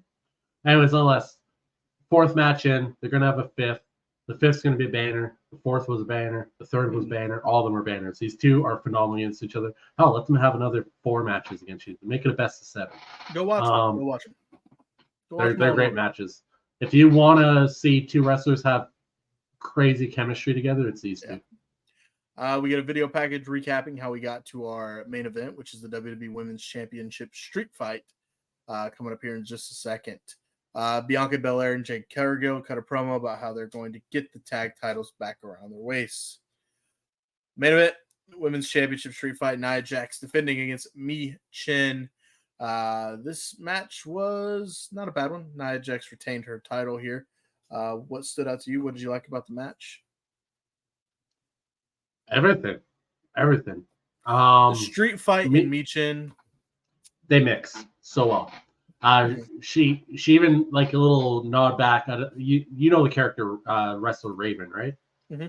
From like ECW days, how he used to come out with the shopping cart with all the fucking weapons in it. I love that little throwback that they did with Mishin there. They weren't even. What's that? Needed a stop sign in that grocery cart. Yeah.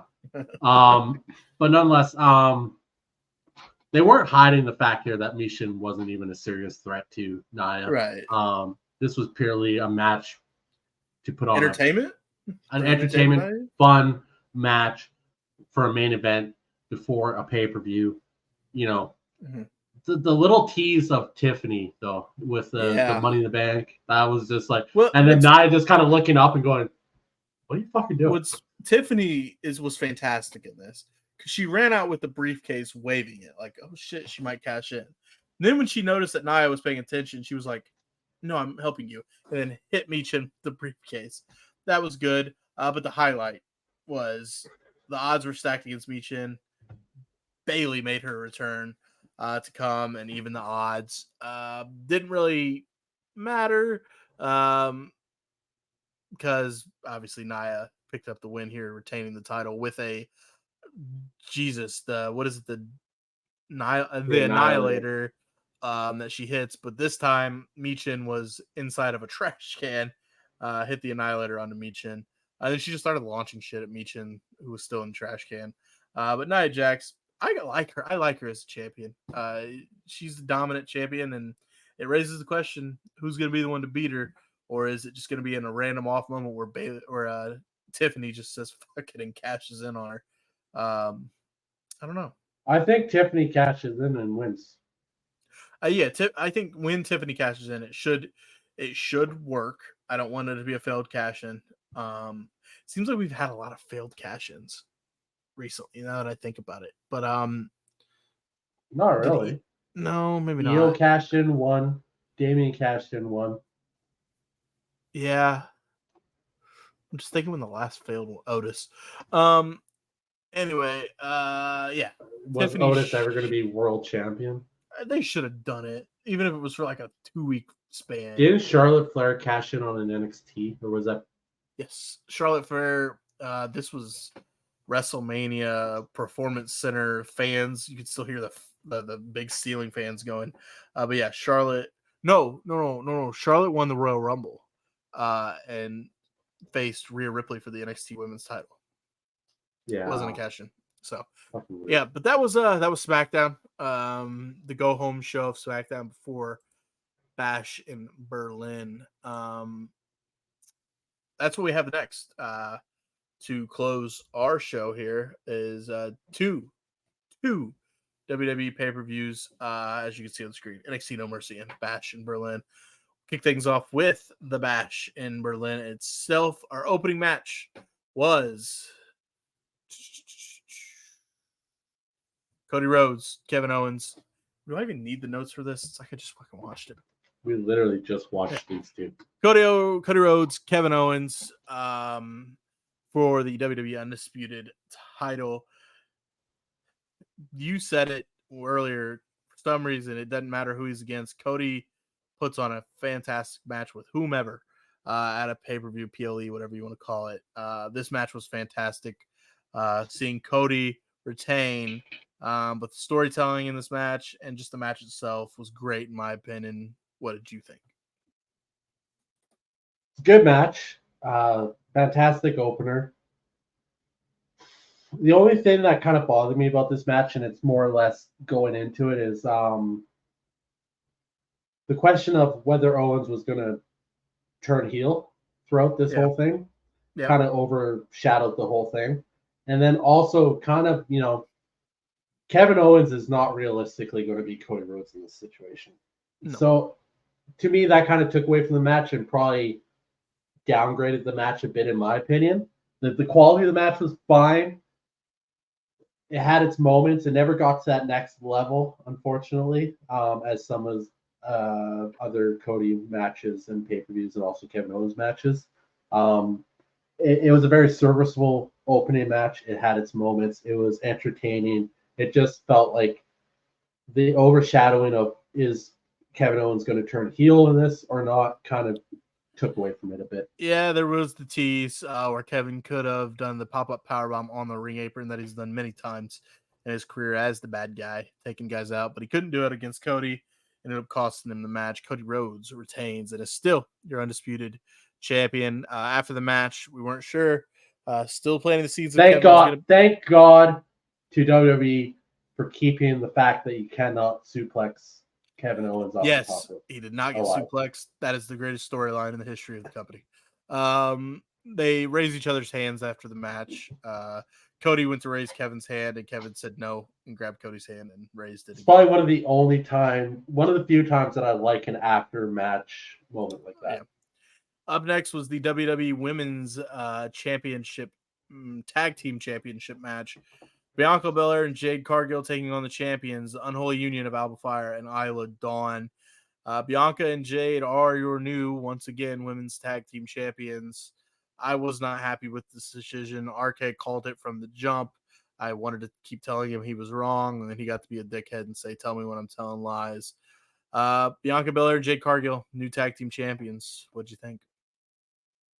Well, I'm going to tell you exactly what you already know I'm going to tell you, but I'm going to tell the people. Millions and millions of listeners. Millions. Sorry.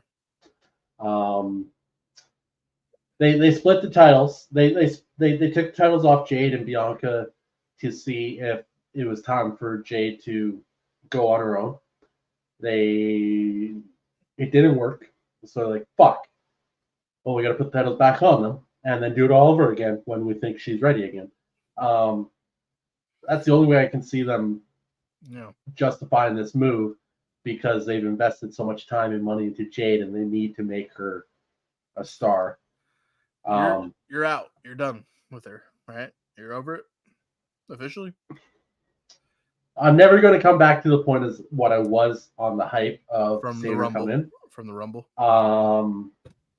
I think she still can redeem herself if they look at certain wrestlers in the history of wrestling. Goldberg, over as fuck, horrible wrestler. Yeah, no shit. Kevin Nash, over as fuck, not a great fucking wrestler. Don't you dare say Kane. Don't you dare say Kane. Kane. No, I'm kidding. Kane actually had some fucking crazy shit he needs to do. Nonetheless, you know what I'm saying though. Like they still can work with Jade, but they got to just make her a pure dominant powerhouse, and get her away from trying to be fancy. She's got the look, she's got the charisma. Make her a powerhouse. Make her do like 5 power moves. It's worked for so many. John Cena, 5 moves a doom. Yeah. You know what I mean? Like you can still work with it, but you've lost my support of it. I'm never gonna be able to cheer for her, even if she makes it all of a sudden.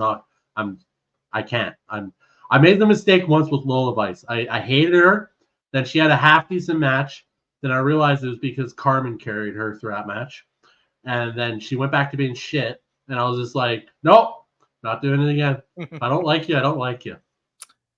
So yeah, Jade Cargill, Bianca Belair, once again, women's tag team champions. And goddamn, Isla and Alba are so good as a tag team. Yeah. And I hate this. I don't like it. Up next good match, though. It was a good match. It was a good match. Up next, the strap match. CM Punk, Drew McIntyre. They put some posts on the side of the ring with a red light and a green light. In a strap match, you have to run to each 4 corners of the ring, touching the ring cover, the turnbuckle cover, successfully without being interrupted by your opponent.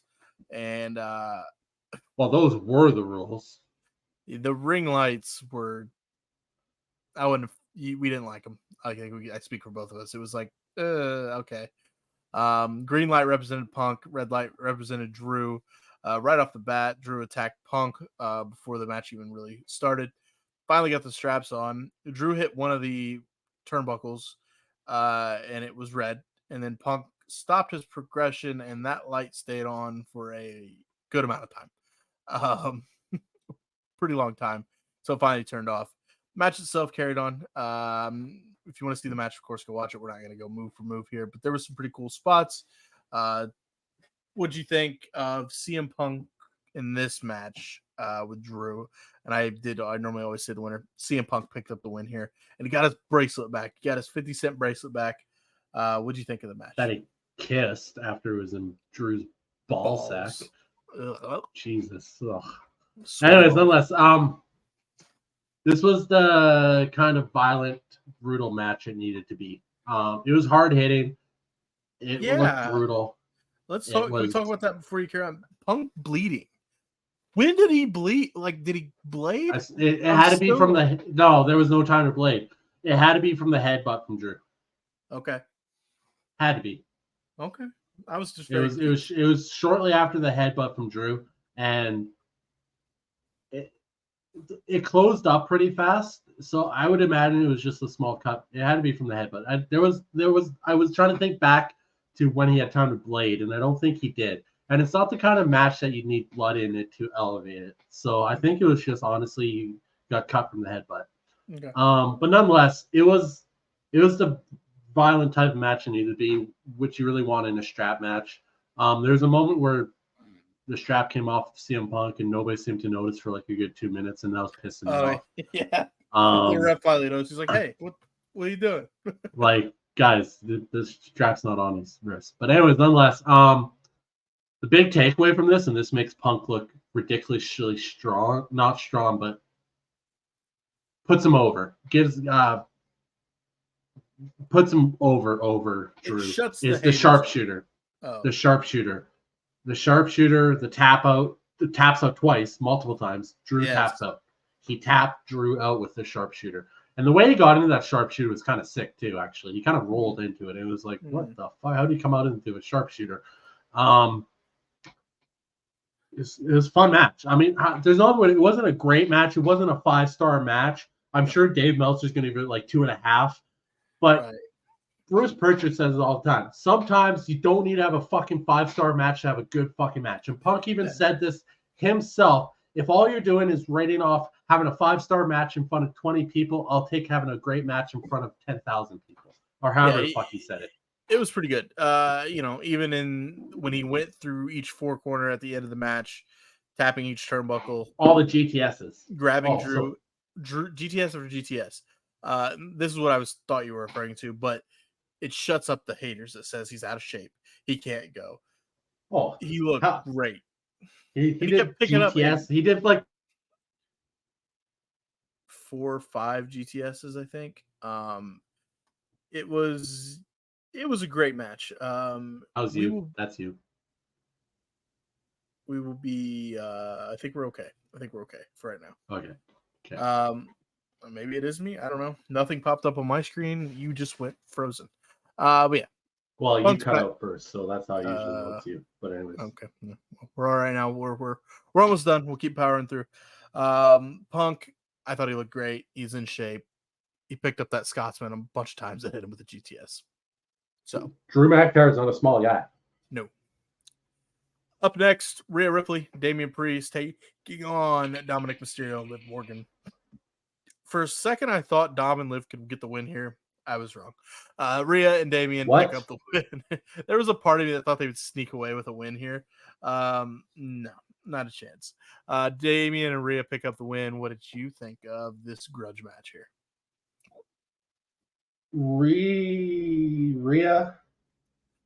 Thea Ripley. Rhea Ripley. What? Gotcha. Okay. I'm like, are you laughing at something? I'm like, what the fuck's going on? Okay, cool. Rhea Ripley. I got the hiccups. Oh, gotcha. Okay. I was like, what the fuck is your? You know me. I'm a squirrel. Anyways, Rhea Ripley, Damian Priest are probably about the best of a concept of you as you can get in today in wrestling. And what I mean by that is they're big, they look cool, they beat people up, they pose and soak in the cheers. They're like, it's just, what more do you want in a wrestling fucking, like Hulk Hogan back in the day, gotta pose.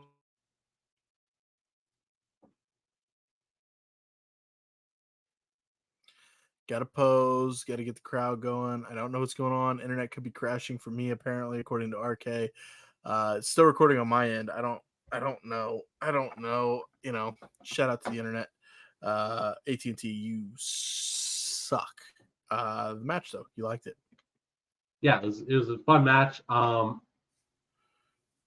course, the Judgment Day was going to show up and try to help Dom and Liv get the win. Doesn't work. Rhea and Damian stand tall. Rhea got to beat up on Dominic a little bit. It was fun. Yeah, it was great. Actually, Dominic recently said on a podcast that he is totally 100% down for a one-on-one match with Rhea. He's just not sure if WWE would ever actually book it. They should. Just do it for the people. Just do it for the people. And then they were... I got to find the quote, but it's pretty funny. They asked him, it's like, who would win that match? He's like, I was born and drop kicked the doctor. So what do you think I'm going to do to a 27-year-old woman? Dom, she will beat the shit out of you. Main event time, WWE World Heavyweight Championship. Gunther, Randy Orton. We kind of, after that promo on SmackDown or on Raw from Randy, we're like, man, just let him win it. He doesn't. Gunther picks up the win here. What did you think of this main event match here? Gunther in front of his hometown crowd, but Randy was still over as hell because it's Randy Orton. What'd you think of the main event? Main event was good. How you could ever... Well, I did want Randy to win, but, I mean, we both knew.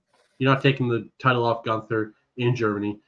And also, he just won it a month ago. You're not going to do that, Gunther, either. He is by far one of the best intercontinental champions of all time. He's probably one of the best UK title champions of all time. He's succeeded everywhere he gone. Randy Orton wasn't lying when he said Gunther's a legend in Europe. He is. Yeah. If you don't know much about Gunther, look at his career. He started out, he was a big boy. Big. And when you look at him now, he's a beast. Gunther's legit. I love this. I'm not usually down for these slow plodding matches, or really not. I usually hate them.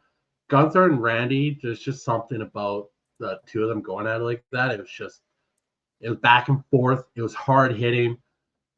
It was tired. I was tired watching it. Like I felt exhausted. Like it was a good hard hitting match. It's what you'd expect from two heavyweights like that, man. It was a heavyweight world championship match. Yep. Gunther comes out on top. Let's keep things pushing along here before my internet decides to shit the absolute bed. NXT No Mercy. We watched this right before we started recording.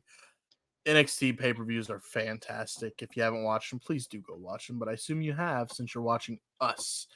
NXT No Mercy kick things off with Axiom, Nathan Frazier. You know it's not AEW fans watching us. That's for damn sure.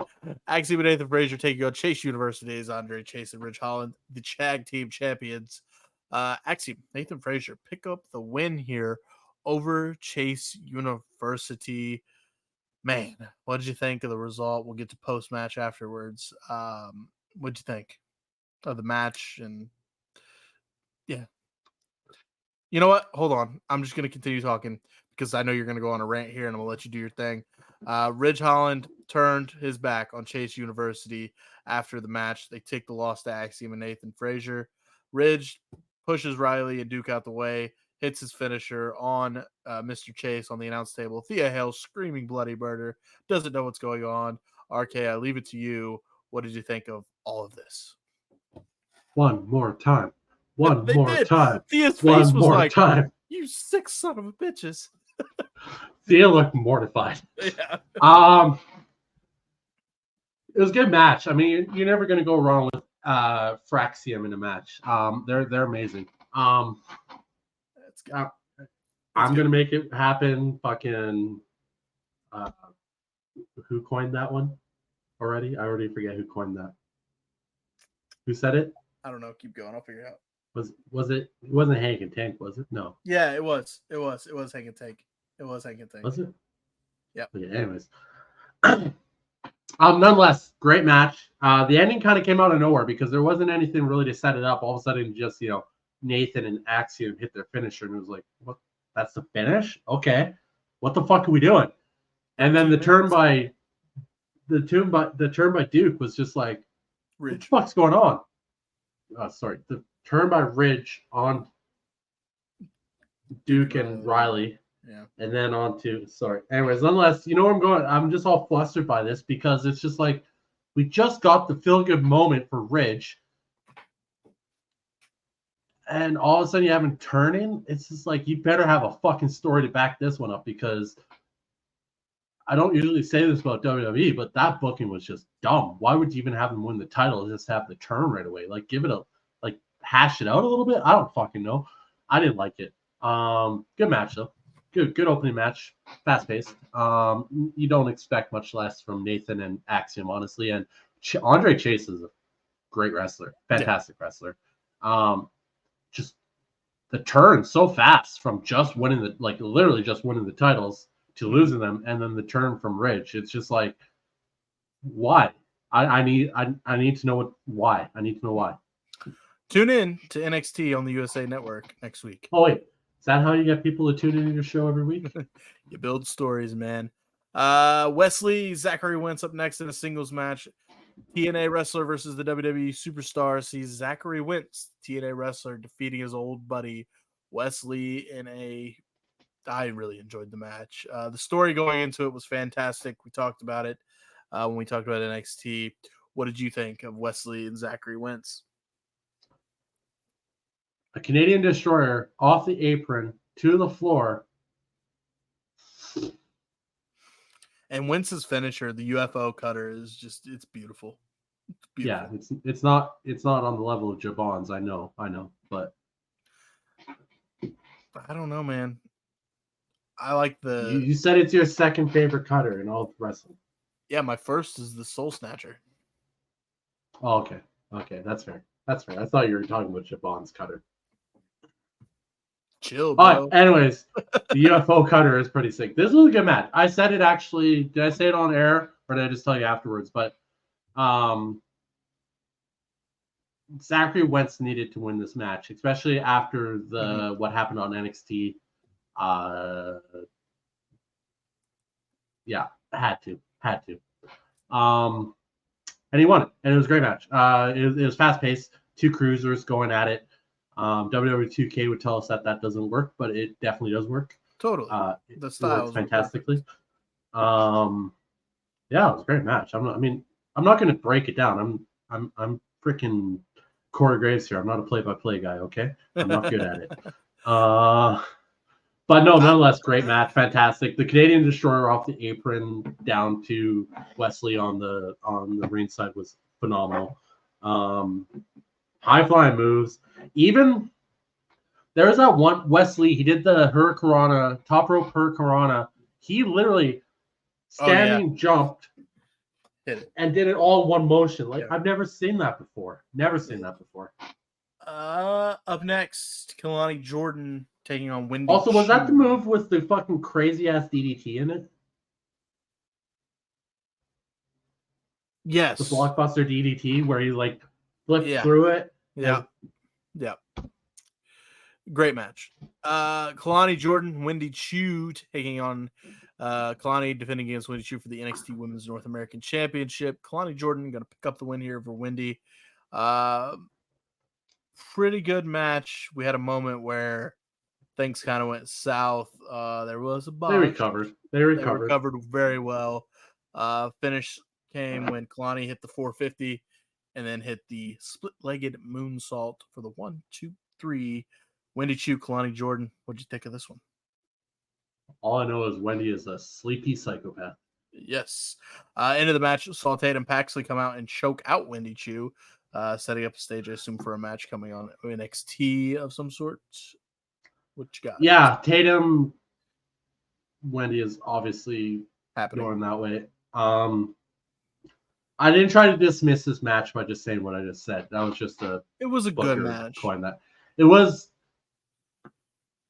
It wasn't fantastic, but I mean, you have two very contrasting styles, and where Kalani's very super athletic, and you got Wendy Chu, who's kind of got a creepy, slow pace, creepy slow pace style. It just the two styles didn't mesh. I'm not taking and winning from either woman though. They both nailed their roles as they should have in that match. I just don't think the two styles mesh. That being said, it was a fun match. It was a good match. It was probably the low point of the entire card, without actually being a low point. It's just all the other matches were so fucking good. Yeah, they were. This one was fantastic. Oba Femi, the North American champion, defending against Tony D'Angelo. Oba picks up the win over Tony D here, but there were moments that made us think, oh, Tony might actually get him here. Hard hitting, two styles that worked great together, very similar-esque styles. Tony, he hit a couple of his big moves, made us think, oh, he might have Oba's number here. Oba ends up retaining, though. Who can stop Oba? We'll find out. What do you think of Oba and Tony D? So I don't usually like big dudes in wrestling. I just simply don't. It's never been my style.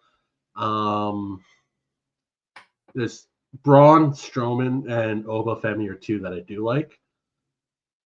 They carry themselves extremely well. They're fun to watch. Oba is a beast, absolute beast.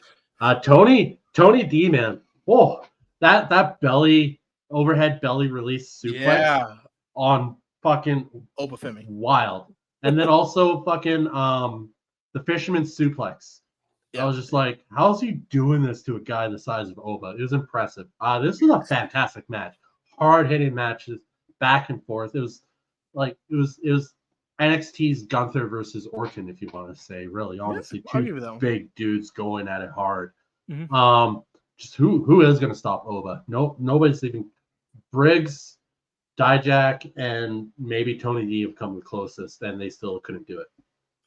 I don't know. We'll keep watching. Also, you fucked off to the bathroom, actually, while they had a Josh Briggs promo, and it looks like they're trying to set something up for him again. During No Mercy? I did? Yeah. Oh, I guess I did. Oh, okay. The NXT Women's Championship on the line. Roxanne Perez defending against Miss Jada Parker. This match was better than I actually anticipated, I think. I haven't been wholly sold on Jada. I think she's got it, I think.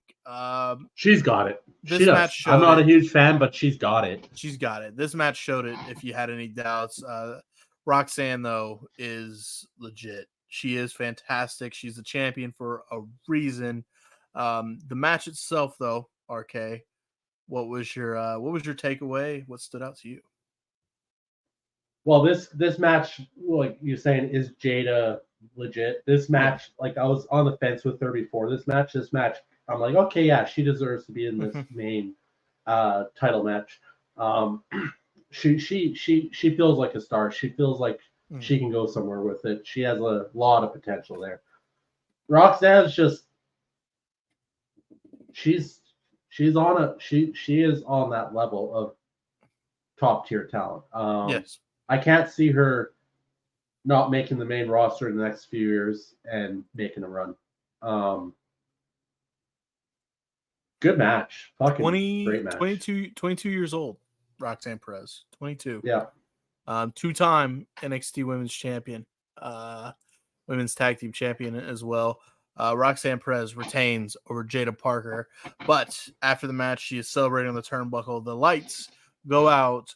Who is coming out to interrupt this? None other than Julia has arrived at NXT. She makes her entrance, stares down Roxanne Perez, looking fantastic, of course. Let me tell you something, NXT fans, if you haven't seen Julia, go watch some of her matches. You are in for a treat. She is legit. I don't know how long she's going to be in NXT, if I'm being honest with you. That's how good this person is. What did you think of, not really what you think, Julia's in NXT, finally. How you feeling? I'm feeling like iPhone. I need to get a new iPhone because these stupid old chargers get fucked up so easily. Julia's here. Julia's here.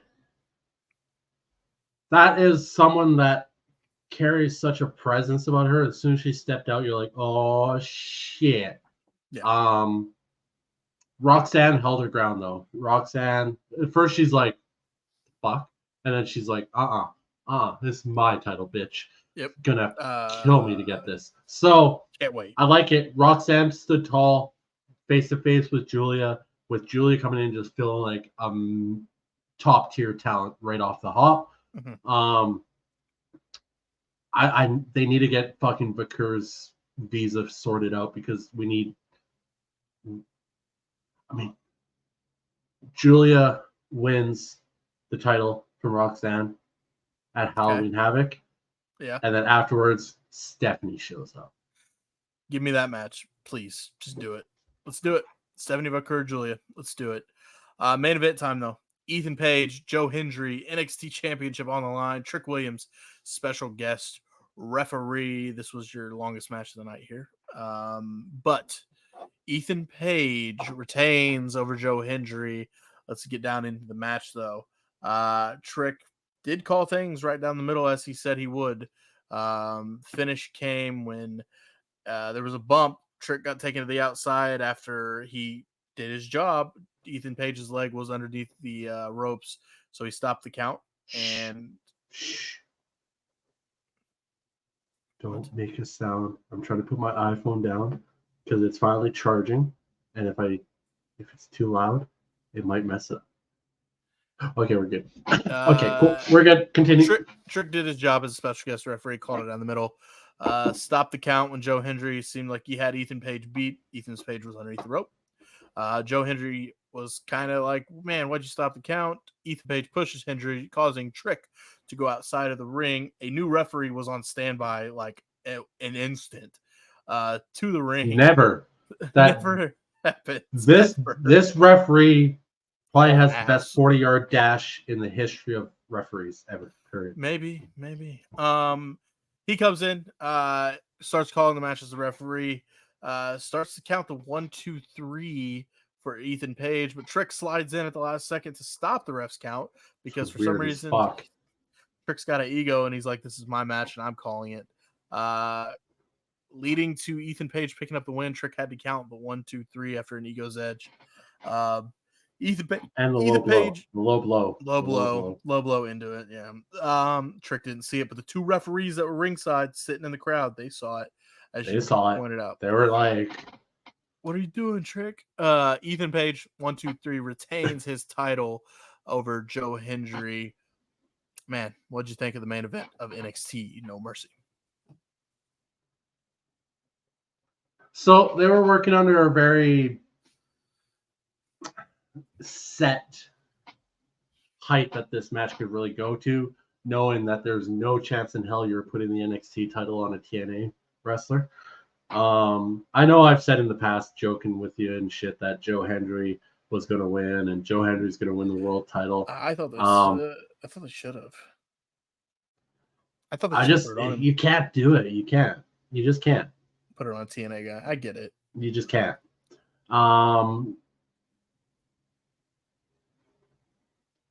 Yeah, I mean, what more do you want from it? But the match itself was great. Joe Hendry is that guy. He is that good. Ethan Page is just. How did AEW in all, like, they just make nothing but shitty choices all the time. How do you let this guy go? Ethan Page is legit. This guy oozes fucking. He's like a modern day honky tonk man. He's just evil. Okay, that's a good. Okay, I like the comparison. You just want to hate the fucker at the same time. You're like, this guy is just killing it. I cheer him. I like Ethan Page. After the match, Pete Dunne showed up and attacked Trick Williams, setting up their match that will happen on NXT as well. But yeah, Joe Hendry, Ethan Page. Right call to keep it on Ethan. I get it. But there was a part of me in that match with the crowd, as hot as they were, chanting, put on some clothes to Ethan Page because of Joe Hendry's song. I was like, just do it. Fuck it. Just do it. Even if it's for a short term, just do it. They didn't. Ethan Page retains. Don't know who's next for Ethan. We'll see. Could it be Trick? Could it be Pete Dunne? Could it be somebody else? We'll see. It'll probably be Pete. Don't call me Butch Dunne. Yeah, that makes sense. That's it. That's our super show. We went through a lot. We talked about news for an hour and a half because that is. We were struggling on that. I was off to a slow start. But you're all good, though. We close the show every week with our show of the week. RK, what are you choosing? I think I know what you're choosing. SmackDown. I actually agree with you. SmackDown was actually a fantastic show, start to finish. The crowd helps. I would throw No Mercy on here, but I think we've decided to exclude those. We're talking about just the weekly shows. I mean, that flip flops because last week you picked All In, but then I'm picking NXT No Mercy. I'm picking No But Mercy. I told you All In couldn't win because the first half of the show sucked, and if you truly picked that show, that's fair. You're like, oh no, I guess I do got to agree with you that it was Raw again. Yeah. No, NXT No Mercy then for me, I think is the show of the week. I enjoyed it start to finish. I thought every match was great. Berlin was great too. But no Mercy for me. Wrestler of the week though, RK, who you got? Ooh, that's a tough one. That is actually a really tough one. Mine's off the wall. Mine just was about to be off the wall, but now I'm concerned. Go ahead. Zachary Wentz. Okay, I wasn't gonna say Zachary Wentz. Okay, cool, because neither was I. Who's your wrestler of the week? Ethan Page, man. The dude's so fucking good. You ready for mine? You're gonna tell me I can't choose it, and it's fine. Mine's Julia, just for the interest and the aura that she brought to the NXT No Mercy. She didn't even have a match, but she's here, and I'm happy. I feel you on that one. Ethan Page, I just think he's phenomenal. If I had to pick someone that actually had a match, it would be Zachary Wentz or Ethan Page. Ethan Page for two reasons, because he was on twice this week. So was Zachary. The Wentz. way that he played off that crowd, singing that song, like most guys, like a lot of guys kind of freeze in that moment. You look at Dom when he tries to say shit and he has to like completely stop, and then he gets pissed off. And then he powers through it. Ethan Page right off the hop power, and he just freaks the fuck out at the crowd. It's just like, dude, good. That is so fucking good. And then that match, man, and the shit with Ava's like, suspend me. You should probably suspend me. I did put my hands on some. I did take out a fish. He's great. Like, everything he does is so fucking good. Ethan's on fire right now, man. With that being said, that's a wrap on our episode number 20 Super Show per se. NXT No Mercy, Bash in Berlin, of course, the usuals, news, rumors, innuendo. We'll be back next week. New recording dates. We are recording on Sundays now, making it easier and less stressful on ourselves during the week, trying to get home from work and knock it out and all that. That stuff. And also makes sense when there's a pay-per-view.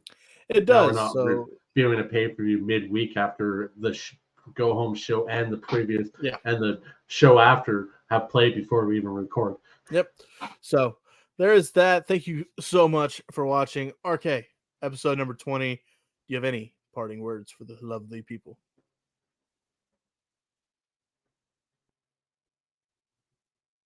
Ego. Thanks so much for tuning in. I'm Kurt.